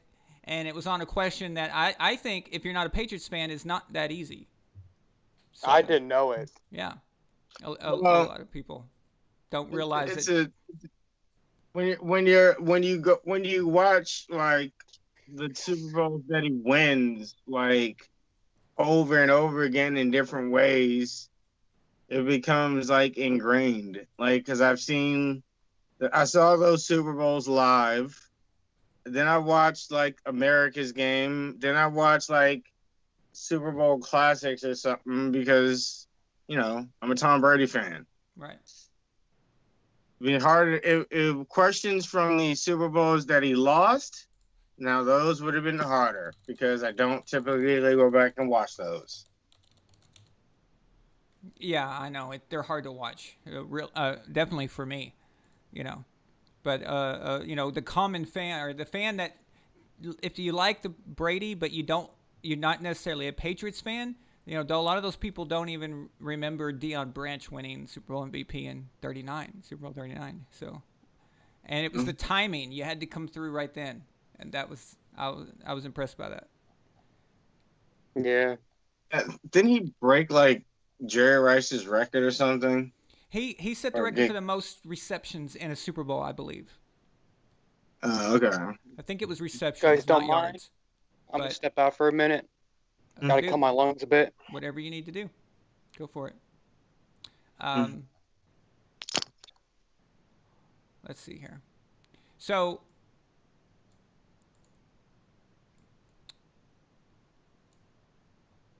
if anybody wants to call, now's the time. It's, of course, Skype, and you type in Von Allen Sports, and you call, and I'll connect you. Hey, Aaron, do you know if the Patriots play Tampa like next year? I know they don't this year. Yeah, they do.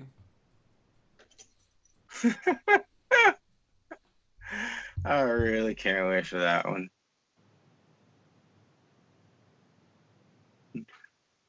Yep.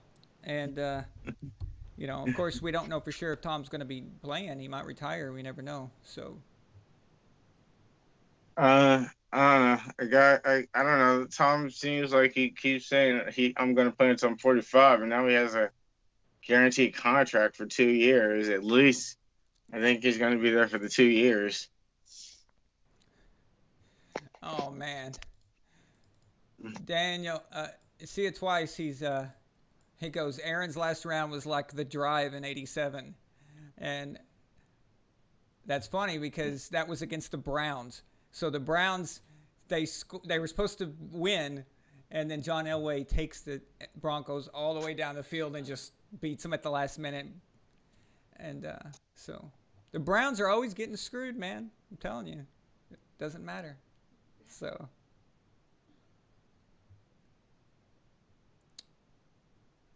I know, Travis. I think Super Bowl 52 is the one that makes me angry. So when I watch 42 and 46, I don't get angry. I just look at it from like okay, we could have done this, we could have done that. Which one is perfect Super Bowl? Which one is perfect season? 42. Now. Oh yeah, that one just made me cry. I just sat back and cried.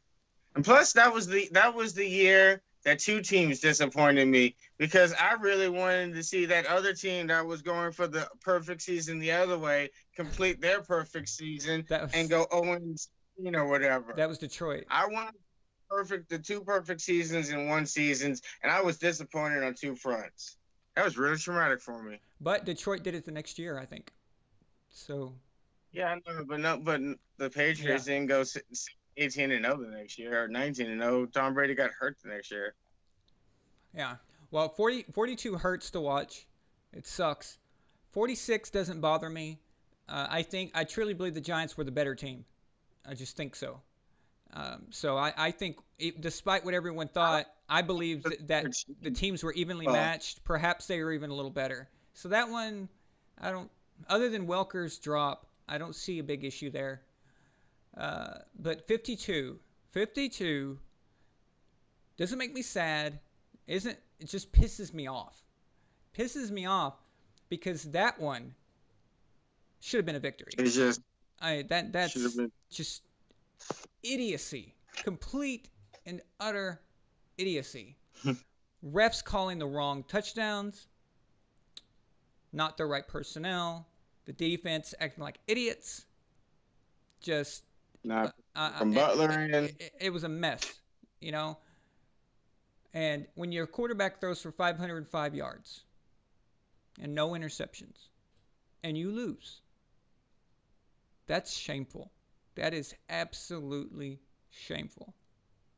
And that's why that one bothers me so much. It bothers me because that, out of all of them, that should have been a win. If you want to say 42 should have been a win, okay. But at the same time, we didn't play all that well, did we? And the Giants turned it on, you know. And it wasn't like they just came out of nowhere. They went on a run. In fact, they gave us fits in Week 17, and then they went and beat Brett Favre in Green Bay. I think they took out Tony Romo, who had a great Cowboys team that year. They took him out. So they were coming into the Super Bowl. It's not like they were crappy or anything. So at least I can understand that. But 52, to think that we got beat by the Eagles, the Philadelphia Eagles. I mean, to show you how ridiculous it is, they hadn't even recovered from that. They hadn't even recovered from winning the Super Bowl. They just get worse and worse, it seems like. You know?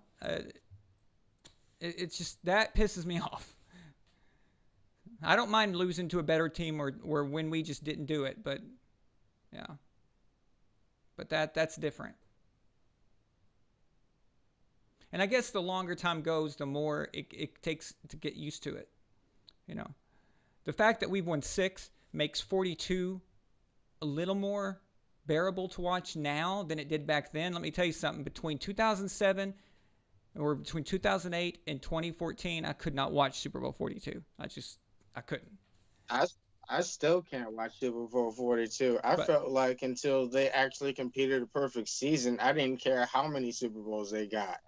Like it was not equal until they actually went back and went to 18-0, go to the Super Bowl and go 19-0 or whatever. Yeah, like to me easy. It didn't equate. It's not easy. No.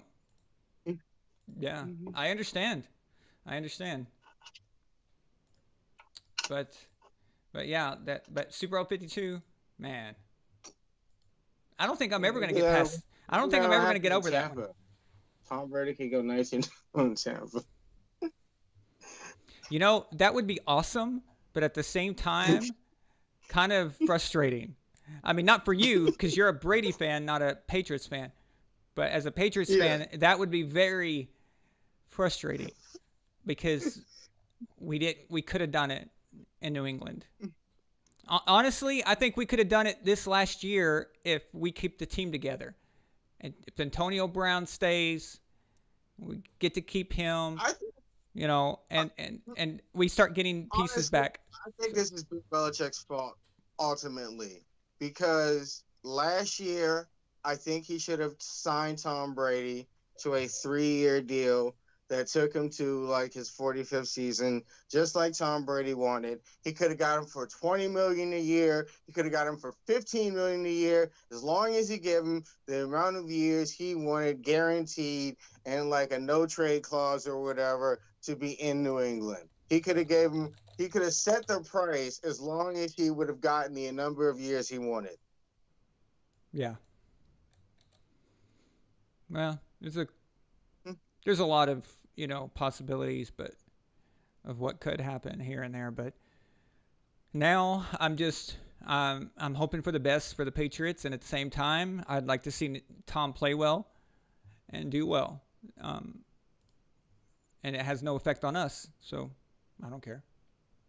I don't feel bad about it. Did you see the thing about Tom organizing the practice or the little scrimmage with the other offensive players, as many as he could at the little high school thing or whatever? Yeah, I saw that. Dude, Tom is a workaholic. Tom's a workaholic. No. It's just, I mean, the very moment he had any kind of small window to get something going, he did it. He's there. I knew he would. I knew he'd find a way. When I was asked, like, how do you measure who like the greatest leaders? I would say this is an example of what a the greatest leader does. Yeah. I think I was asked like last week or the week before or something like that. Jalen, I got a trivia question for you. How many Super Bowls did Joe Gibbs coach in? It was more than 3. I want to say it was like 5. 4, I think. It was 4? Yeah, I think so. Okay. I think he lost one. No, didn't he lose one to Denver? No, he lost one to the Raiders. Okay, yeah. And that was that NFC Championship game. It was a close one against the 49ers. Right. And yeah. Yeah, contenders for a lot of years.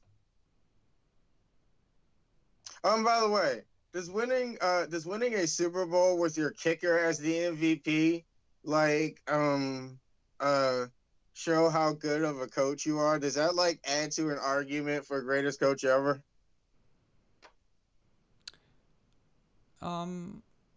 Yeah, but when did that happen? It happened at some point. I don't remember a kicker getting Super Bowl MVP. Was it Super Bowl MVP or did the Redskins kicker get MVP? Oh, regular season MVP, Mark Mosley in '82. Yeah. Yeah. But yeah, I mean Joe Gibbs. I mean, not only did he win 3 Super Bowls with 3 different quarterbacks, but he coached in another Super Bowl. That's impressive, man. Oh no! Why? What? See it twice. Is he picking on you still? Must have been after I left. Hasn't Addy been through enough, guys? The drive. Yeah, it was like that. I'm sorry, Addy. I couldn't do nothing about it. You could have answered no questions. I mean, True. Feeling better. Well, I didn't get a Super Bowl after that. I can't believe I confused Earl Morrell and Johnny Unitas. I had it backwards. So Earl started, and then Unitas finished the game, and I said that it was Johnny who started, and Earl took over. But I could have had 9. But that Chiefs one, I did not know that. That was a good question. neither did I. You won't be able to sleep now. I didn't even think of Dante Hall. Yeah, but yeah, I won't be able to sleep now. He doesn't get one question. He's like, What's up, Shaq? Let's see here. Hey, it's Shaq. Let me see. If Yo. Hey, you guys, can you see me? Hang on, not yet. Yeah, I see you. I see you. Not on the broadcast though. What? Yeah.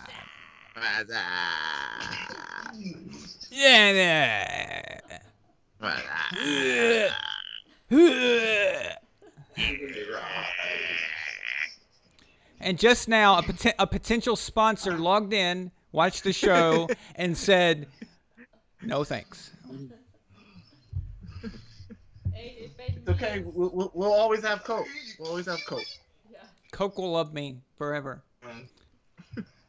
So, did you guys enjoy the game? Did you like it? Did you like the format and everything? That was great. Yeah, it was pretty fun. I liked it. I answered the Jared first. I answered the first question. Who is? I'm so afraid to lose a point now because of that crap. Who is? I really stretched that to you guys last week. Did you guys watch the video, Addy, Jay? Did you guys watch the replay of that last week? Yeah, I was watching it when it was live. Yeah, it's ridiculous. It hurt me how much you guys missed the what is, and who is. I was like, oh my god, come on. There could have been a lot more points. I remember listening to the gang. I was like, wait, those are some easy questions.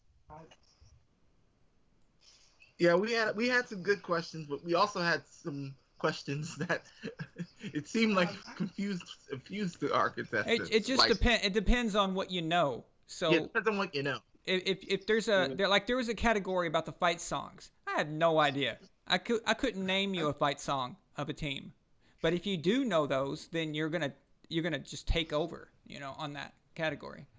So, my favorite category was they out here saying. Well, the chat seems like they like this format more than in any other. So, Jared's got something going. Oh, yay. Yeah. They're all good formats. I've enjoyed all of them. So. Yeah.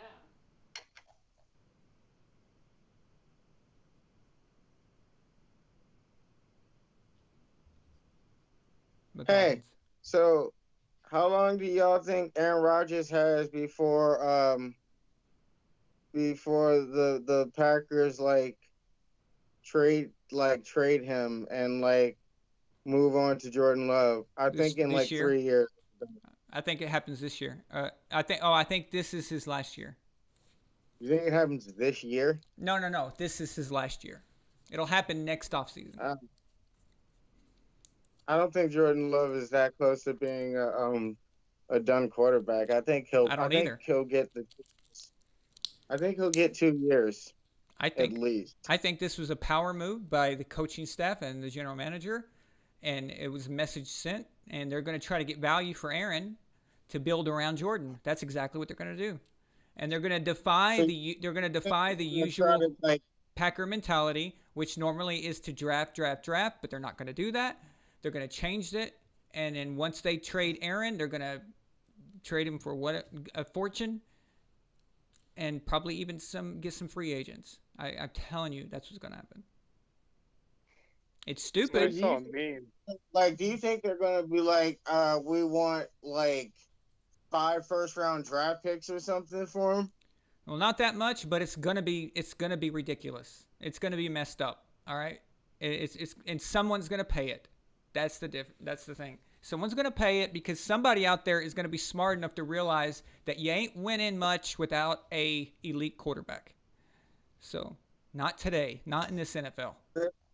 If you come to the conclusion that Aaron's not elite anymore, because he's probably not elite anymore. Well, that's if someone thinks he's not. But if I'm the Green Bay Packers right now, I lock Aaron up for the rest of his natural life. So, what would you do, Shaq, if you were running the Packers? Well, how long is his natural life? I mean, especially nowadays. 72 years. 72 years. Okay. What's up, everybody? 72 years more is what I'm going with. Hello, guys. I just think that since Brady didn't get to play with the Patriots like he wanted till he was 45, Aaron Rodgers shouldn't get to play with the Packers till he's 40. So I'm glad that they drafted someone to replace him. Is that just petty of me? Okay, what'd you say again? Is it petty of me to think that Brady didn't get, after all the things he did for the Patriots, winning them 6 Super Bowls, he didn't get to play with them till he was 45 like he ultimately wanted to. So ultimately, I, for karma's sake, do not want Aaron Rodgers to get to play with the Packers for as long as he wants to. Okay, well, Brady didn't want to play with the Patriots until he was 45. He wanted to play until he was 45. Didn't matter where. So, and that'll still happen because it's 2 years with the Buccaneers. Right. It's not petty. But it's not petty. It's not petty to say that you would want Tom to be able to play the rest of his career. I believe Tom earned the right to do whatever he wants to do. But it is petty to not want to see Aaron do that just because Tom didn't get to. So there's two sides of the question. Yeah. Dude, everyone knows I am not the biggest Aaron Rodgers fan. Okay? It's pretty damn obvious if you watch my channel. But even then, I have to be realistic, and say what the Green Bay Packers are doing right now is stupid. It just absolutely is stupid. So, well, we got super I saw a chats. meme. You didn't tell me. Okay, so we have Nice. $20 super chat from Daniel, also known as See It Twice. He says, Addy, this $20 could have been yours if you'd only won Ben Stein's, a.k.a. Aaron's, money. Yeah. It's okay. That money's going to help pay for now, because now I've got to buy Addy a shirt. So, well, it's not like Addy. It's not like Addy hasn't probably bought how many shirts all over. Yeah. So. And then we have another super chat by Eddie. Oh, Addy again. He says, I choked. I lost my elite status. I am trash. I am officially Joe Flacco. No. No, Addy, you're worse than Joe Flacco. Is even worse. No. Addy, if you were Joe Flacco, you would have answered 5 questions in the beginning of the game, and then you would have just made a Hail Mary and answered a crazy question. And won. to get it and won. Yeah, I guess I'm more like Mark Sanchez. Yeah, that's that's not bad. Yeah, that's better. Because, I mean, Joe Flacco did have that one of the best runs of a quarterback ever in the 2012 playoffs. In the playoffs. So he came out of nowhere. So you're not that because you've not won. So, but Mark Sanchez, that's a good connection. Yeah. So.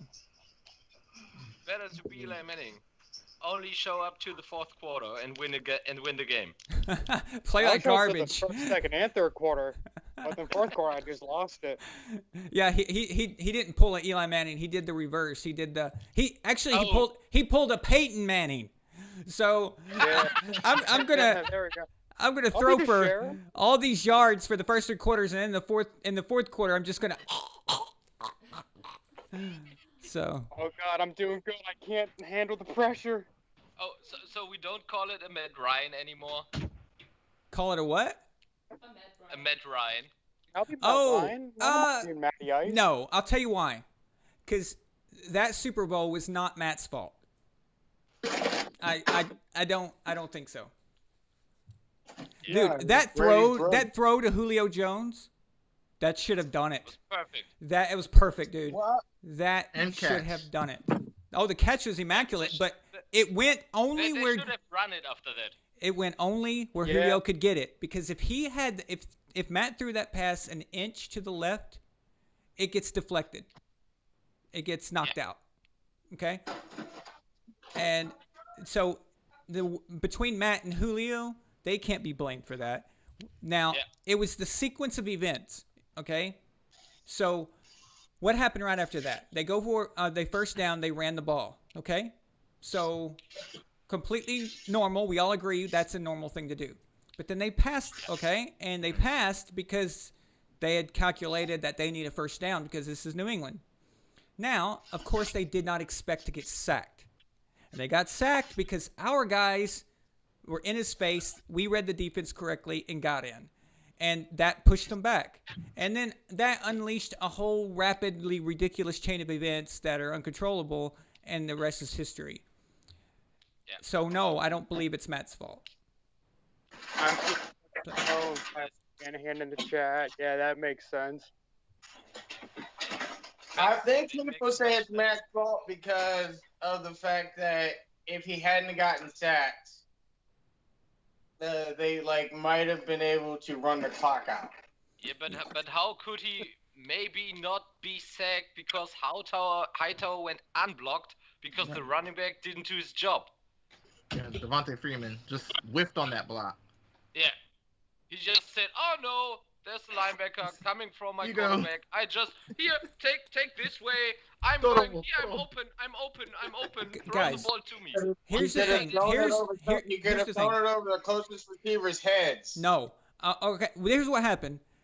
I can't figure this out. If I ever have the honor of interviewing Devontae Freeman, I've got to ask him this question. The question is, Devontae, why did you look at Hightower? You looked at him. You looked him in the eyes, and then you just ignored him. So you look at him, and then you go, "Oh shit! Why? Why did you do that? I've got to know. I have to know. Aaron, maybe he saw some of the mixed up videos of Ocho Cinco where he wanted to block Ray Lewis and got destroyed, and just thought, no, I don't do this. Yeah, he's like made a business decision, huh? Yeah, made a business decision. Yeah, Matt did not see that coming. He thought his running back. Listen, all Devontae Freeman had to do, his only job was just to get in Hightower's way. It wasn't to block him. It wasn't to hold him. It was just to get in his way. Because a half a second, like this, right, just a half a second would have allowed Matt to get rid of the ball. So all Devontae Freeman had to do was just go, buh. And that alone would have made Dante, pivot, make a move. And that would have given Matt the second he needed, the half a second he needed. So that was on Freeman, dude. That was a bonehead play. That's what he looked at Dante. He looked at him. What are you doing? And this is what I love about Belichick as our coach. Our guys know better. Okay? James White would have picked that up. He would have looked right at Dante and been like, I got him. It's good. Yep. That's the difference right there. Fundamentals. Yep. Understanding the game. Block the linebacker is coming. Here's the thing about Belichick. If he expects Tom Brady to know everything, he expects Tom to know your job and the defense's job. He's going to expect you to do it too. If Tom can do it, how come you can't? So if you're a running back, you need to know what all of those defensive guys do and what their game is and what they would do in that situation. You got to know it, man. And our guys know. Yeah. And that's why Chad O'Shea just got fired from the Miami Dolphins, because our playbook is too hard. The concepts are too hard, the workload and we are prepared as fuck. Yeah, the expectations for you are too hard. So what do the Miami Dolphins do? Okay, this is classic garbage team. No, instead of getting smarter players, let's dumb it down. Let's get rid of the smart guy and get in a dumbass coach. Let's do that. Now, the last time I checked, doesn't these guys have college degrees or at least 3 years in college? They should. I mean, yeah. Exactly. That's how they get drafted, unless they're undrafted. What the hell? I'm sure it's difficult, but you're getting paid millions of dollars to do this. Find a way, it's unbelievable. But I'll tell you what, at the same thing though, that impresses me about Gronk. People think that he's just a meathead and a dumbass. Oh, absolutely. Like, come on. If he didn't, Gronk is so smart when it comes to tight end plays. And from the moment he became a Patriot, it wasn't just like he had to learn it. But the moment he became a Patriot, like I knew when in that preseason game when he dragged James Laurinaitis of the Rams, then just took him for a ride. Like it was clearly obvious to me that he knew the offense immediately, and of course it helped that he had a guy like Brady to help him. But Gronk's a smart guy. Like all these jokes about me eat cookie, me is dumb. All those jokes are so dumb to me because I'm like, he saves his money correctly. He knows how to do things right. Like I did not appreciate what he did last year with all those, is he is or is he ain't retirement things. But, at the end of the day, he'll know what to do. And obviously he's back. Yeah. He loves to be a little bit of the class clown, to be, what? I don't know. I saw a meme where Gronk said, quote unquote, one game to win. We win, confetti fall from sky. We lose, tears fall from eyes. Yeah. I can't stand that. It's just how people say that about him. Now, I do hold against them. There is something I do hold against them last year. Okay? So, last year when we needed him the most, that's when you post that crap? Really? And you don't do it just once, but he did it twice. And that, I thought that was really crappy. So, yeah. That really caught. Yeah, that was fucked up. Yeah. Post what? He posted that he have a big announcement made one day before trading deadline, or that we could sign him back. And all that he did was announcing that he would make a Super Bowl party and all Patriots would be invited. That's not a big enough announcement to warrant It was a whole so bad. Big announcement nonetheless. No, Yeah, it it wasn't. was a big announcement. That's not a big enough announcement to warrant a whole attention to, because once you post something like that, then people are going to make stories about it. People are going to say, and that was the point. That was the point. He wanted to get attention for his beach party. I think it was genius. Everything you're saying was genius, but for it the was Patriots, it was genius for him. But guess what? It didn't help. It didn't help the Patriots, who had a chance to get Jared Cook in the trade. check. And Belichick was getting didn't know that Gronk was not coming back, or if he was coming back. I mean, that's kind of on Bill Belichick. But that's what he was waiting for, though. That's what he wanted to. He wanted to call the Saints and say, "Hey, my guy's gone. Can you do?" Trade him at some point. Well, I don't blame Gronk for not giving him an answer when he didn't have to. He was contractually obligated to to do that, though. No, he wasn't. He was retired. No, he wasn't retired. He was contractually obligated. And then when he came back, they couldn't afford him, so they said, "Oh, we will trade you to Tampa." Thank you. Is absolutely right. He was still under contract to us, so he wasn't retired. Patriots able to trade him this year because he was still under contract with the Patriots. Yeah, and the only time they were able to trade him is when he wanted to be traded, because the last time they did it, he said, "I'll retire." Yeah. So? Exactly. Mm-hmm. So just because he can outsmart the entire organization, good on him. That's not what we're talking about. What we're talking about is him. He was playing with the fan base.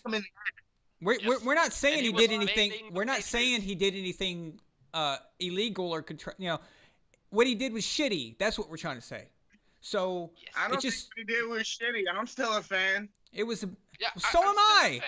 Of course. So am I. Yeah, we're just saying that was one jerk. That pissed us off. It wasn't that shitty. It's not like y'all said, "Fuck him. We're not gonna be fans anymore." It wasn't that shitty. Yeah, but I'm always gonna be a fan of Gronk, but I'm saying his action last year, that was shitty. I'm not saying his entire that sours his entire career. That's not what I'm saying at all. It's this announcement one day before the deadline that he could align to the squad. That was the problem. It was a total jerk idea. He used that concept. He used knowing that we were all waiting for him to come back. He used that to promote himself. Yes. And I think that was kind of messed up a little, because if he had done that after the deadline, so we all knew that he couldn't come back, and then did that, then that's fine. But no, he purposely used the fact that he was still eligible. He used the fact that he was still eligible to promote. And it would have defeated the purpose, because no one would have covered his beach party, because it wouldn't have been. Oh, no. Gronk's famous enough that so many people would come to his beach party, but it would have the Patriots, but it wouldn't have got the national attention. Again. They got attention. Right. What he did for business-wise was brilliant. For business. Okay? For him personally. But at the same time, we're allowed to say, hey, it kind of pissed us off because we were needing him really badly. Tom was needing him really badly. So, and then we worked this up in our head. We worked it up in our head. Gronk's coming back. And then when he says his big announcement and it's something about a Super Bowl party, we're like, who gives a crap? You know? And what didn't help is he was going so many different places promoting himself, which again is fine, but he was doing it so many different places. You were thinking, oh, okay, well maybe he's exploring his post career, or maybe he's, because he was on Fox for like a short time, on WWE, he was on Nickelodeon. That maybe he was actually really, really hurt last year and actually still injured, and like it took him an entire year for him to get better. So now that he's better, he wants to go play with Tom, because he said I'm going to play with any quarterback other than Tom. That's fine. That's totally fine. Yeah, We just didn't want him acting like he was coming back. See, if he had said, "I'm not coming back, guys. I'm not." Well, he Not this did year. say that a bunch of times. So, Like no, he he said didn't. that a bunch of times. He in dangled. interviews. No, he Like, dangled I that can shit remember all a few year. times where he Remember when said, he retired? "No, Remember? I'm not coming back." No, this he year. didn't. No, he Jalen, didn't. no, When he had that retirement press conference, he was in tears saying how much he was hurt. He was in tears saying, "Oh my God, my back was hurt. I was not into it. I was this, I was that." And then you start doing the, "Oh, I'm gonna come back" thing. See, that's what gets Pats fans like. A whole everybody year was hyped later. about it. I mean, now his back isn't hurt like that. yeah, but But I'm Jalen, not- he said he has so much love for the game. He had a year and a half of not getting any blocking, any kind of contact. He had a whole year off to get healed. Yeah, that's okay. No problem with that. But he said something like he has so many love for the game and he was hurt and that took away the love from the game from him. And after 8 months of recovery, you can expect that someone who said, "I have so much love for the game," and has a big announcement 1 or 2 days before the deadline that he can be activated to the squad, that he would say, "Okay, maybe I give it another try," and help the Pats to go to another championship run. Because even if I can't catch the ball anymore and am not so fast anymore, I still am the damn best blocking tight end in the game today. Exactly. And we would have had a very, very good run game after Gronk would come back to Absolutely. that roster. So you're mad at Gronk for the potential he would have had to, besides take you to a 7th Super Bowl. I'm not mad at him for the time span he announced it. If he would say it 2 days after that deadline, he had a big announcement, Yeah. everybody would know that he wouldn't come back. That's the problem, okay. and that's What if why he the had said Patriots it- never what if got he another announced- tight he end left- in that year. left Because the door even open. Belichick thought Gronk would come in back. He left the door open. Like there was Yeah, he no left the door definitive thing. open. It reminded me of Brett Favre. Remember when Brett Favre retired Wait. in 2008? You're telling me Bill Belichick, who has like ultimate control, who tried to trade Gronk, He would didn't try just to trade Gronk. he He did didn't. try to trade Gronk like a couple years it was- ago. Jalen, can you please give us the source where you have that from, that he wanted to trade Gronk? I You're never not read gonna that. like this. I never read I that. guarantee you're not gonna like the where I heard the source. You're probably Kristen, gonna miss it. If you On know, Google- say on Max Google Kellerman or News. something like that, just No, don't. it say wasn't Max Kellerman. It was the other show. Undisputed? Yes. Oh well, there you go. I just want to They don't point. know I just want to point out that Addy is having a nervous breakdown over here apparently because he's saying, "Man, it must suck having good players on your team." Apparently to him we're arguing. Addy, These are come here, first. man. Come here. Addy- Come here. Bring it in. Bring it in. Addy Bring it in. Addy thinks that we have first world problems. So Yeah. that's Yeah. Oh, You got and by the way, And by Gronk the way, confirmed you it. Gronk was had an interview and confirmed that he was almost traded.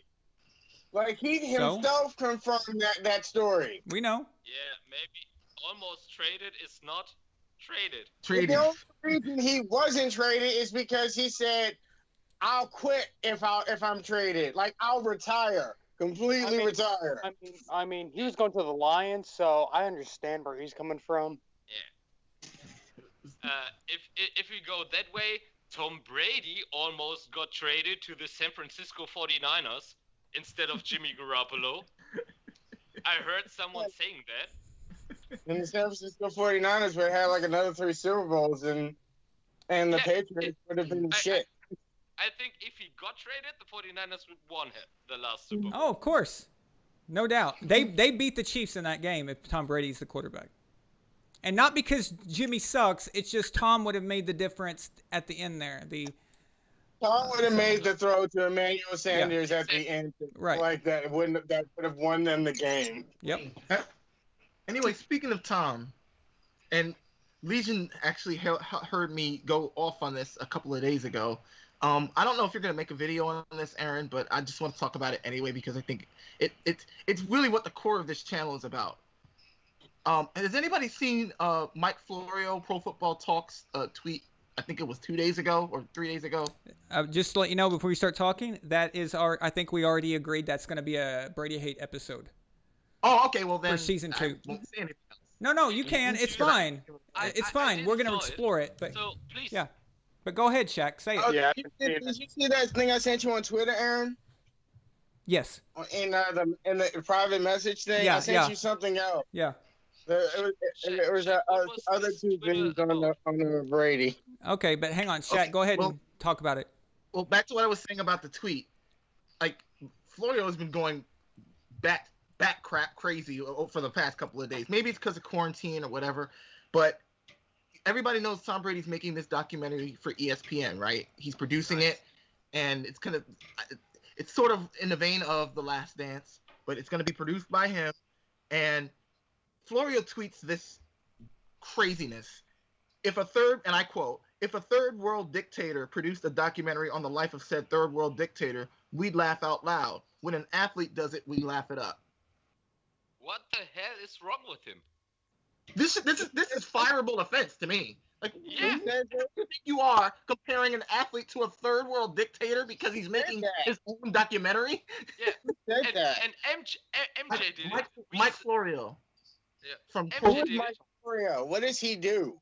He's I don't know. he's the webmaster for Pro Football Talk. It's one of the biggest sports pro football websites in the business, really. Man. Oh, Shaq, I well, don't understand. Well, okay, so he works for a company that probably any kind of buzz for him is good. He works for us talking about him is probably good for his business. He works for NBC because his website is owned by with NBC. Oh, He's on Sunday Night Football usually Eddie, with props Chris to you. Sims. Cheers. Cheers. cheers. But yeah, it's unbelievable to me. Like, Shaq, you're right. It gets him clicks. I think that's why he posted it. But I don't understand why Tom gets so many hate for this ESPN documentary. The only problem we have, MJ did it 20 years ago. Social media wasn't a big deal then. right. Now Tom Brady did it. Social media is a big deal, and now everybody gets offended because Tom Brady did it because MJ did it. So Yeah, we must exactly. we must compare the two. But Michael Jordan is the GOAT of basketball, and Tom Brady is the GOAT of football. It's so pleasant to see a documentary about those two. I can understand, and I'm happy to live in a world where I can see both of them and a documentary about them. That's so nice. But like Tom Brady already has a documentary about himself. Yeah, but that documentary only followed him for that season. This one is going to follow for all 9 Super Bowls, is what he said in the tweet. But it's all 10 of them. I don't want to relive the Super Bowls he lost. That sucks. Hey, Well, I mean, you gotta look on the bright side. The difference is we're going to relive it. all of At it. least you guys made the Super Bowl that year, you know? I mean, bright side, silver lining. You made it. Eddie. Best I don't AFC. think Made the the Super side of Bowl. making the Super Bowl and losing. 6 gold and 3 I feel silver like is eight better is than Super 4 Bowl. gold and no silver. The difference is we're going to hear it from Brady's words, and I'd rather hear it from that rather than see it from some third party. And so, and then what I really have a problem with is all these media people. They act all high fidelity and just all bad because these athletes, they need to give us all the information we need because we're entitled to it. We need to call these people out in power. But yet when you got this one of the greatest athletes in the last decade, or excuse me, 2 decades, he's giving you all the information that you could possibly want, then it's a bad thing. Like I just don't get it. It's ridiculous. And Tom versus Time, and that's why I kind of had a little bit of an issue with them putting it out because people are gonna have a problem with it anyway because. The kissing his kid and all this stuff. It's all memes and all these immature kitty ass people who put these memes out there because they want to be funny or stupid. anything he does is just gonna be ridiculed and taken astray. Getting massaged by Alex Guerrero. Everything like that. Shaq, I'm from Germany. It's no problem to kiss his kids. The problem was the length of the kiss. That's the problem I have with it. It was a bit awkward. I'm not going to judge anybody who's parents. But you know what? I know he love his kids. That's no I'd problem. rather him. But the length was a bit awkward. I'd rather him love his kid than beat on his damn kid like Tyreek Hill did. No problem. Or Adrian Peterson. I have no problem. Damn! A nice start. Or Tyreek Hill. I'm just saying. Hey, wait. Anybody think that now that they can't suspend you for drugs or whatever, they're gonna bring somebody's gonna bring Josh Gordon back or whatever? Like, you think he'll get reinstated again? Doesn't matter. I don't think so. He looked like he was running with a refrigerator on his back the last time we saw him. I mean, hold up, wait. They reinstated Vontaze Burfict, so they'll reinstate Josh Gordon, no problem. Yeah, I mean, I still think he can be a really good tight end for you. And I still think he can be a pretty decent receiver for you. Josh Gordon could be a good tight end. I think he's left 20 centimeters or something.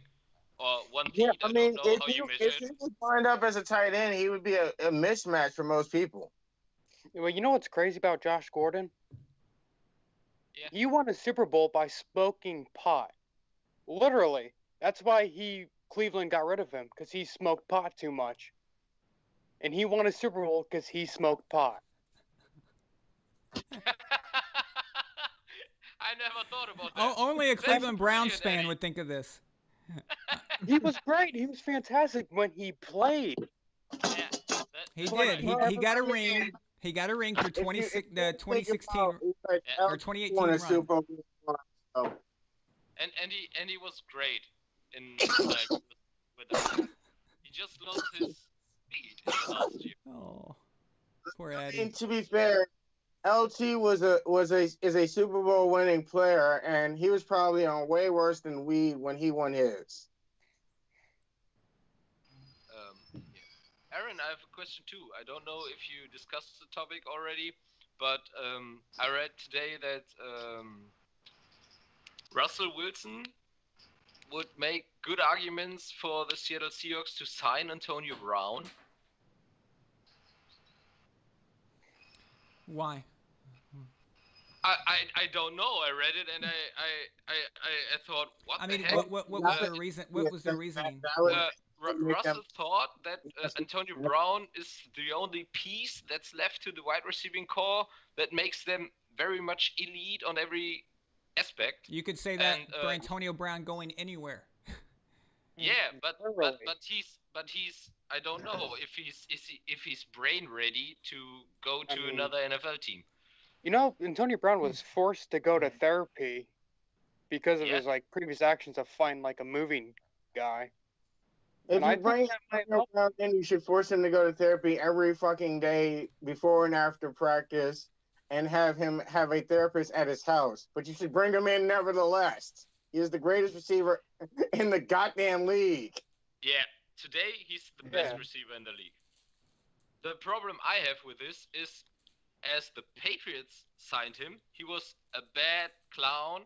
Now that Russell Wilson wants to make Antonio Brown his teammate, everybody says, oh, that's a good fit. No? Antonio Brown needs to be in the NFL. That would be perfect, and the Seahawks would be a Super Bowl contender already. Nobody's talking about that clown thing anymore, and that he's a total jerk. I mean, he has to prove himself that he is getting better. And I won't stop you from saying it, but I don't care. He's the greatest receiver currently in the league. I'm willing to overlook it. Is he in the league right now? That's exactly how I feel. Jay, no one's arguing with you. Is he in the league though? No. But so he's not the best receiver in the league since he's not in it. Okay, so the reason why those teams have signed him is because if they do, then Godell could dish out a punishment for him, which would hurt the team. Godell said that he won't get suspended if he signs another contract. Fuck it, let's sign him. Brown, sign him. I don't understand why any team would get a punishment. The only punishment would be if the Patriots would re-sign him, because then this whole there'll crap be a about whole that shitstorm. sexual harassment, another thing, would be come up again. Any other Jamil, team that signs him, Jamil no Hill would problem. virtue signal on Patriots, Twitter. Okay, there we have it. Yeah, Jamil Hill would virtue signal on Twitter for like a 5-tweet thread. Okay, we got super chats. We have 2 from Addy. The first one says refill time. I guess this is the life of a Cleveland Browns fan. And then the second super chat says, "My guys, I'm toasted. Cheers to everyone." Just imagine Wow. if the Browns would sign You him. send super chats and he gets toasted. No, you should Oh, get I didn't read the whole. I didn't read it Oh. correctly. My guys, I'm toasted right now. Not gonna lie. I think that's what that means, right? Yep, not gonna lie. All right. Cheers to everyone. I've never seen NGL before, but I just kind of thought that that's what it meant. So. No, it's what us youth say. Oh, here's the other thing that pissed me off. Whoa! I just saw a comment from C Twice. He said, "Imagine OBJ and Antonio Brown on the same roster," and I didn't mention they have Jarvis Landry also. That would be explosive. And we got Rashard as Higgins, Hollywood Higgins. Could you imagine the circus on that team? Brown added to the Arizona Cardinals right now with Larry Fitzgerald and Andre Hopkins. Dude, I mean, Larry Fitzgerald hasn't won a Super Bowl, but he's a Hall of Famer, straight up. No argument. No rings, but a pure Hall of Famer. Yeah. Yeah. Did I really just say that when it comes to Hall of Famer, your ring count only matters to a quarterback. Not to me. Addy? Ring count matters to all players, but can Fitzgerald is transcendent, just like Randy Moss. Can we go backwards to what you? I heard what you said, dude. I know you snuck that in there. You said that's what us young folk say. Oh yeah, of course. Us young, it's us whippersnappers. To your term, of course. Oh, I say whippersnappers. That you think I'm that old? Dude, my grandfather used that term, and he was born in 1912. How old do you think I am? I mean, when I first started watching your videos, I thought you were like 28. The oldest? Nice, thank you. Yeah, I thought you were much older from your voice than you actually are.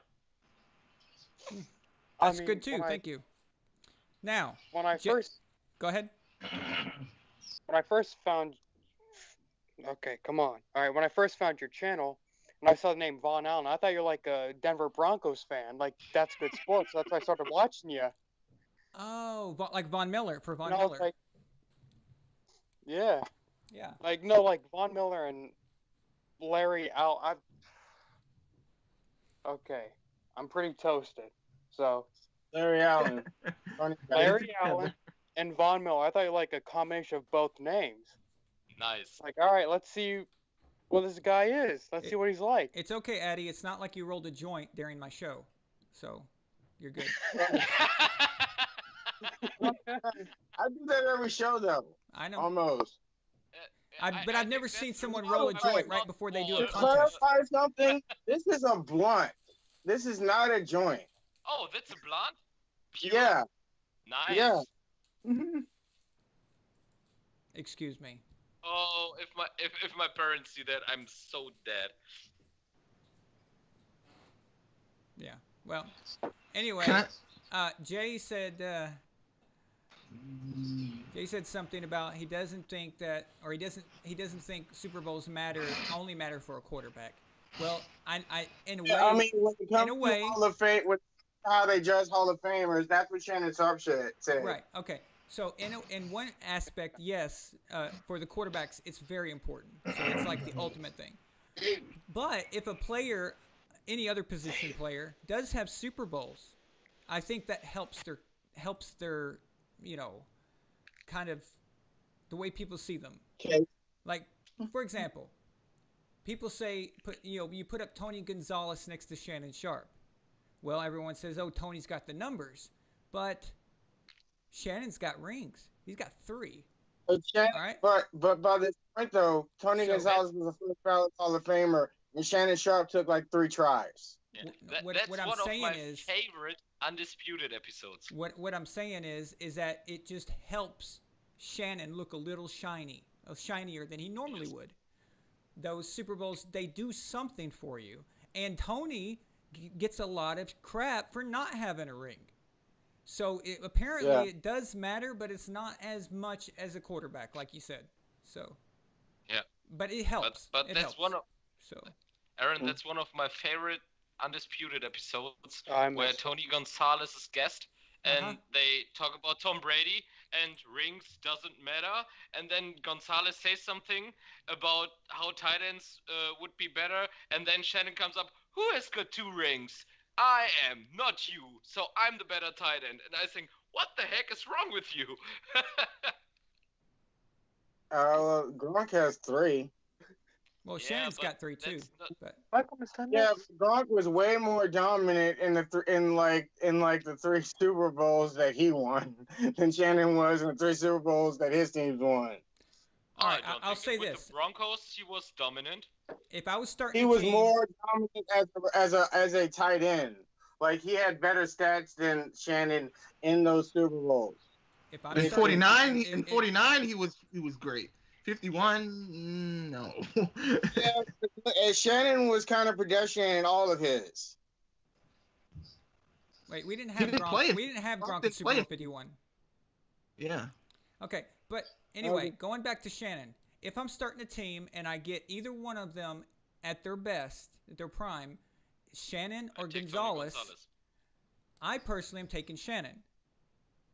Doesn't mean that I'm saying he's great or whatever. That's a different conversation. But I'm just saying personally, for me, I think I would prefer Shannon's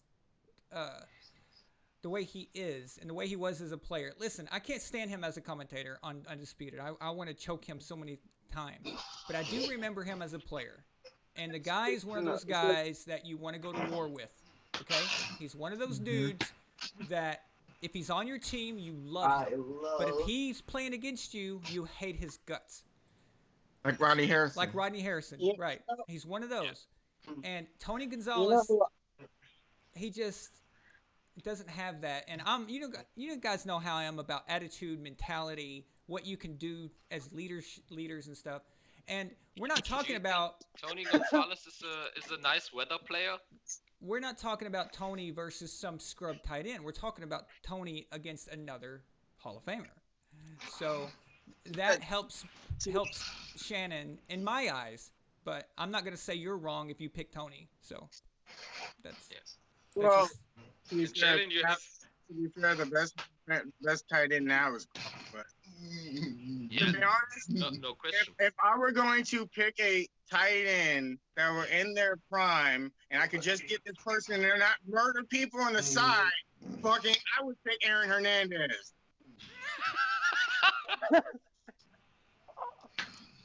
Oh So, my God. wait.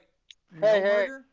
He wasn't We found never guilty. saw Aaron Hernandez in his Technically, prime. so Oh, that's right. Since he's That's the dead, he problem. can't be charged anymore. yes, Yeah, he And- can't be and convicted. We never He saw can't be him in his convicted. prime. All right. We have a super chat from Addy. I mean, that dude did everything on We have on the field. We have a You watch his $5. We have a highlights for like $5 1 super year. chat. I'm about to mute you. We have a $5 super chat from Addy. He says, "Shout out to EDP, That's Good Sports, Scooter Magruder, Chiseled Adonis. I like Chiseled Adonis. He's funny.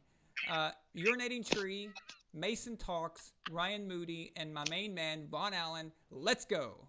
Thank you, Addy. I appreciate that, man. oh yeah, man. You're welcome.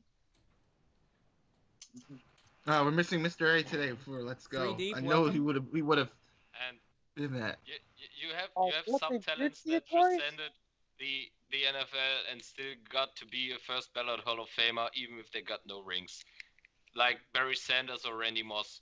Yeah. I think they just deserve to be first ballot Hall of Famer because of their talent. They were so good amongst their peers. But Dennis, imagine if Barry had 2 rings. Imagine he helped get Detroit 2 rings. Yeah. Is he not the undisputed GOAT? Yeah, everybody So- would say he was the GOAT of running backs, and Right. now it's Jim Brown. No, Or I think to be the Emmett. GOAT running backs, you also have to have the rushing title. You can't just have rings. You also have to have the rushing title. Well, that's just Even numbers. That I mean, Barry would have his. Yeah, the but rushing Tom title Brady if- is like number one in the passing title. Like he's not just number one in rings; he's also number one in other stats. Like if you think of the other GOATs, they're number one in certain stats too. yes, but numbers. Speaking of Okay, the rushing title. bulk numbers are going. Bulk numbers are tricky because as time goes by, those things get larger or worse. They get worse for the running game because the running game's being basically diminished.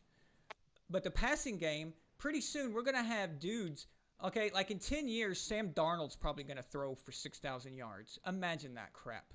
All right? So That would be That's- so. Yeah, but no one's gonna have the sustained amount of running yards because the running backs aren't gonna last as long as Emmett did. Emmett lasted in an incredibly long amount of time that no running back is ever going to duplicate nowadays. Okay, Jay. All right, so I just Jay, saw. you got to win a Super Bowl. You're taking Barry Sanders or Emmitt Smith. Who you got? Barry Sanders. Done. All right, but Okay, what? 3XT No, just said that Walter no-brainer. Payton is the greatest running back of all time. Which I mean, think Barry Sanders I've heard- is the I've Yeah, heard but arguments he only for, won one rushing title. Yeah. One rushing title, which is wild. It's crazy. who did. Only one rushing title. Walter Payton. Oh. I have Peyton at 3 at my top running back list. I mean, yeah, that's true. See it twice. Dogging on me all stream, but yeah, I mean, spin straight facts the whole time too. I just have Barry Sanders at 1 because I noticed that Barry Sanders had no real quarterback, had no real receivers to be any kind of deep threat, and every single time they were playing 8 in the box, and Barry still got his yards. They basically designed an entire game plan to stop Barry Sanders, and Barry Sanders was the only playmaker on the team, and they still couldn't stop him. I mean, because it's weird. Interesting fact about this is in their only playoff win from the Lions in the last 20 years from 91, Barry Sanders had an actually bad game, and the quarterback was the man who bailed them out, who threw for almost 400 yards and 2 or 3 touchdowns. Well,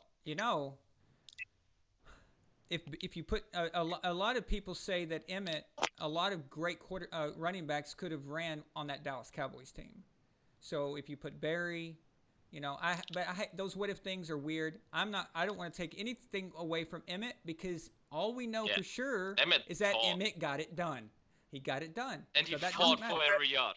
Yeah, I'm glad that Barry Sanders took out the Dallas Cowboys that year because I remember vividly that the Dallas Cowboys had beaten the Redskins in that second game that they played them in that season. And I was afraid that if the Redskins had to play the Dallas Cowboys that season, they would not get to the Super Bowl. But I knew if they played the Detroit Lions, they would. For some reason, as a kid, I knew that matchups make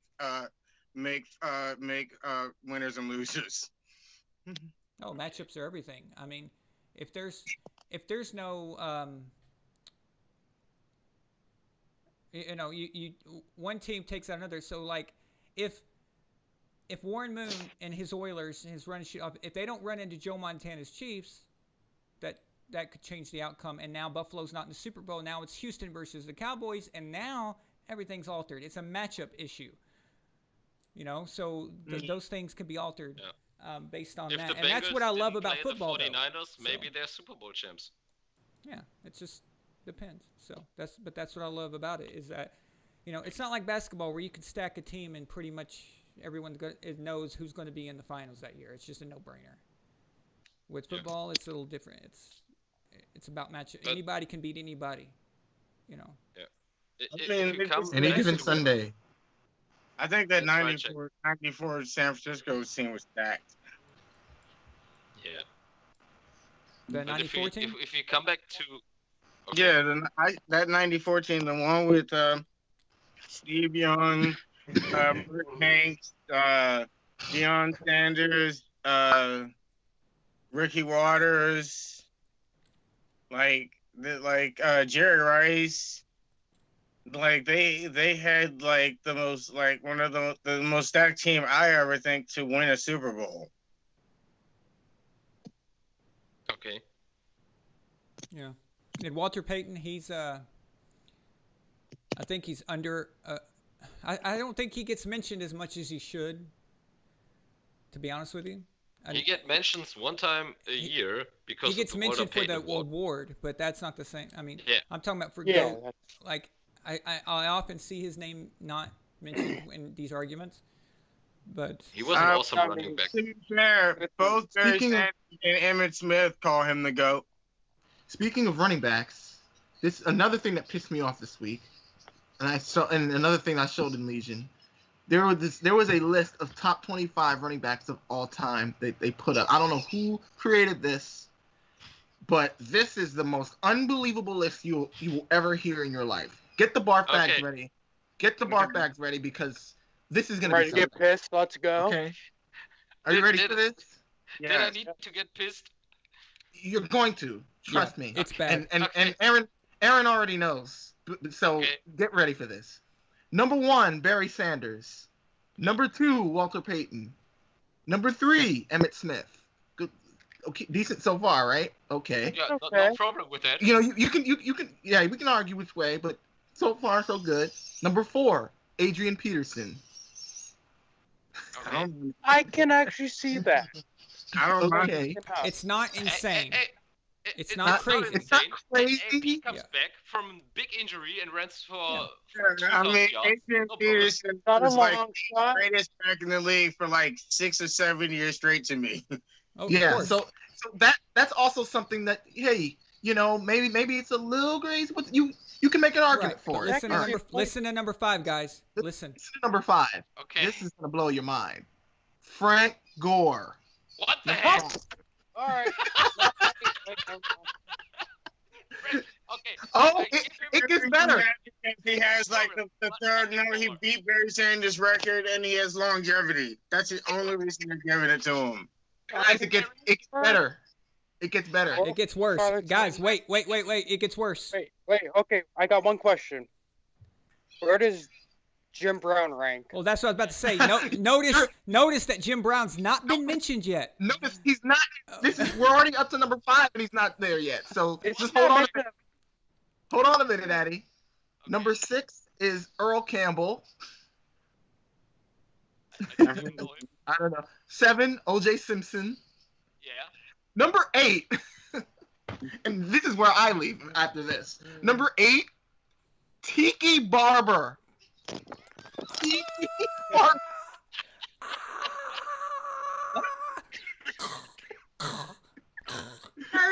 Stop hungry.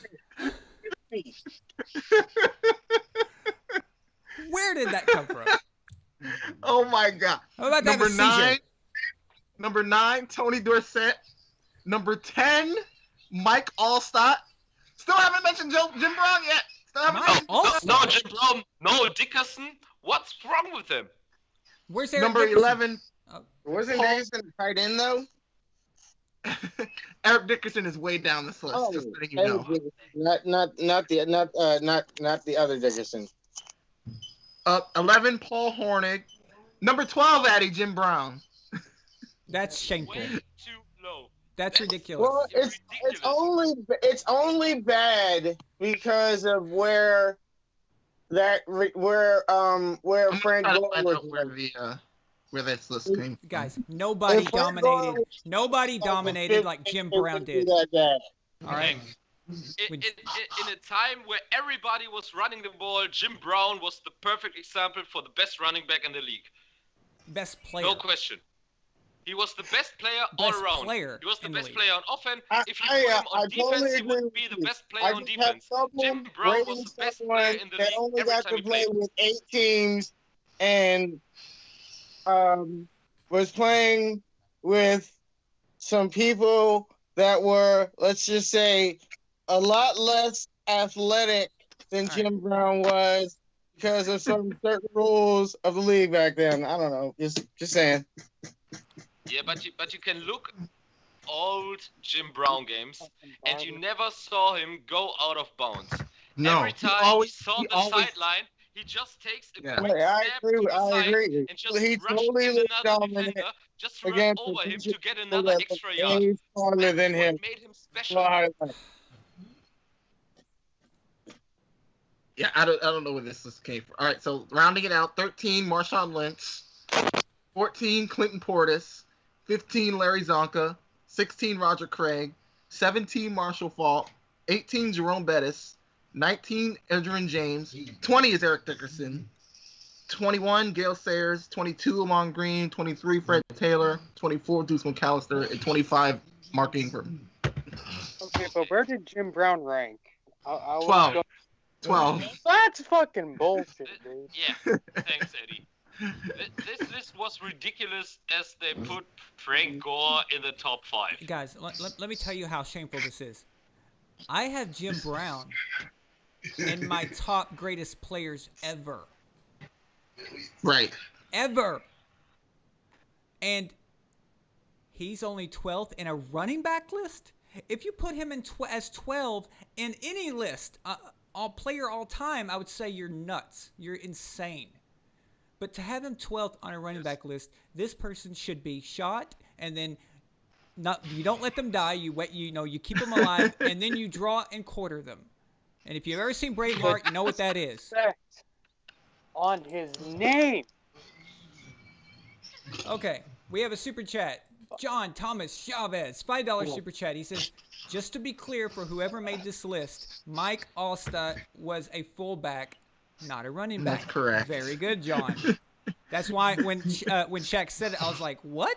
Allstott? This has to be trolling or something, because whoever made this. I think it's real. I think it's real. It's just a fanboy. You know how when people have their favorites, they can't distinguish the difference between loving a player and then ranking them correctly. It's just yeah. Oh, and you guys haven't seen the picture that this came with. So they put a picture of not Tiki Barber, since he's on this list. They put a picture of Rondé Barber on this list. Yes. They used Rondé a photo Barber. of Rondé Barber. Yeah, because he deserved to be in there. It has to be fake. Yeah. Eddie, you're right. It has to be This can't fake. be real. Everybody who puts Jim Brown not in the top 5 has lost their mind. Even my boss, who's a Steelers fan, says Jim Brown is a top 5. Yeah, so your boss knows football. Nice. Yeah, Chris Sims made this list, clearly. Or Max Kellerman, I don't know. Yeah. By the way, you were It's my list. Why are you making fun of my list? I know. You were mentioning Shaq earlier, Mike Florio. Is he not the co-host with Chris Sims? Yes. Yeah. They host their own show, Pro Football Talk, on NBC Sports. Yeah, Okay. So that's Now we know where this comes from. Sad. And again, that show is owned by NBC, and they're on Sunday Night Football, the most watched football broadcast in America. So sad. If that doesn't tell you how messed up our media is and how we need independent media like Von Allen Sports around to challenge these idiots, then I don't know what to say. It's so sad. They come up with such bad lists. Just to get clicks.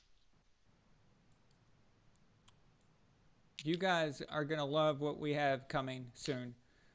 Not only the Brady Hate Saga and Basement But Hurt, but we've got a new series that we've come up with, and this series, I don't want to oversell it, but it might be the best thing that's ever been done on this channel.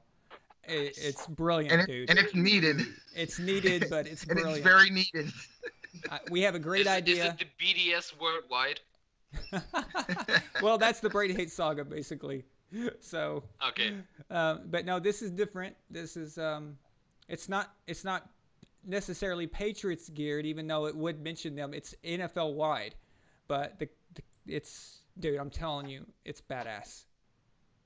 We've already spent about 8 hours of meeting time formulating this, and that's just us. Like last night alone, we spent 3 hours talking about because it's so awesome.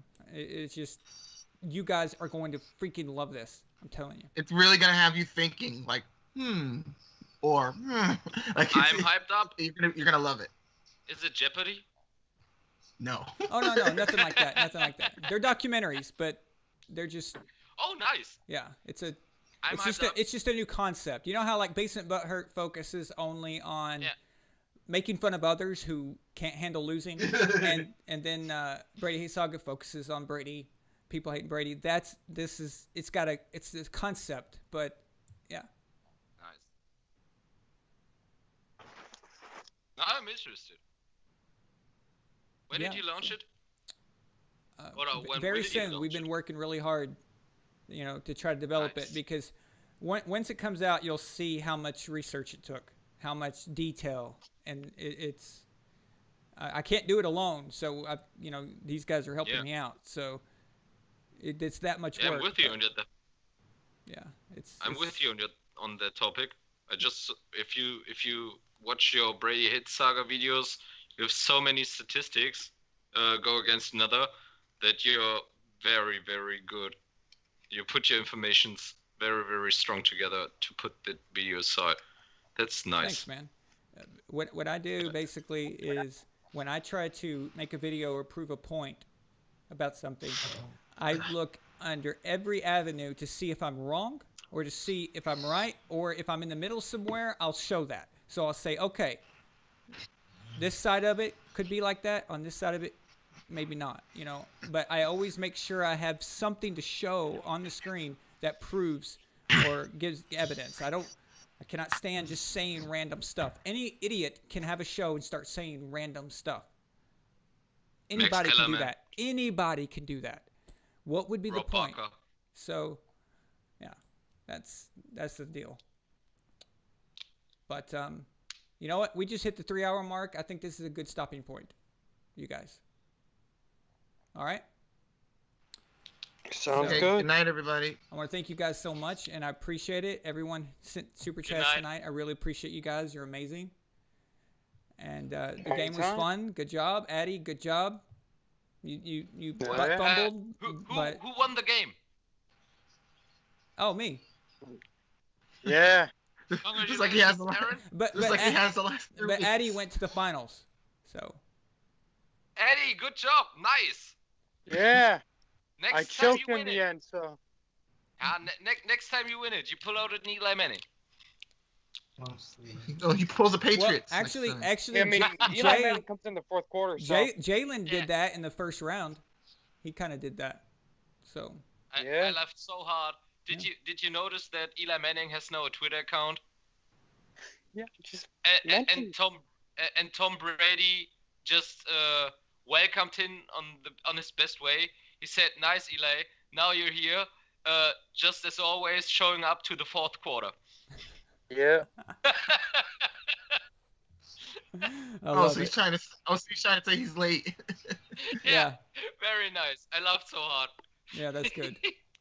I think my favorite thing between Tom, Peyton, and Eli is when Peyton retired and he made a retirement video and he wrote letters to everybody who he cares about. And he wrote one to Tom, and Tom's reading it in the locker room, and it says, "Dear Tom, I appreciate all the things we've done, together and blah, blah, blah." And he says, but especially my brother Eli, who beat you twice. And Tom looks at the camera and goes, "Fuck you." That's funny. And then And there's another and one. then you have that commercial with this Nana. Yeah, with the grandma. So Tom is on with his grandma, and then Peyton walks in. He's like, and she goes, "Oh, you play football with Tom? Do you have 5 rings too?" And Peyton's like, "Ugh." What's funny is now it's 6. Nice. So, Yeah. but all right, guys, thank you guys so much. I appreciate it, and I'll talk to y'all soon. Okay. Sounds Nice. good. Bye. Bye. Y'all take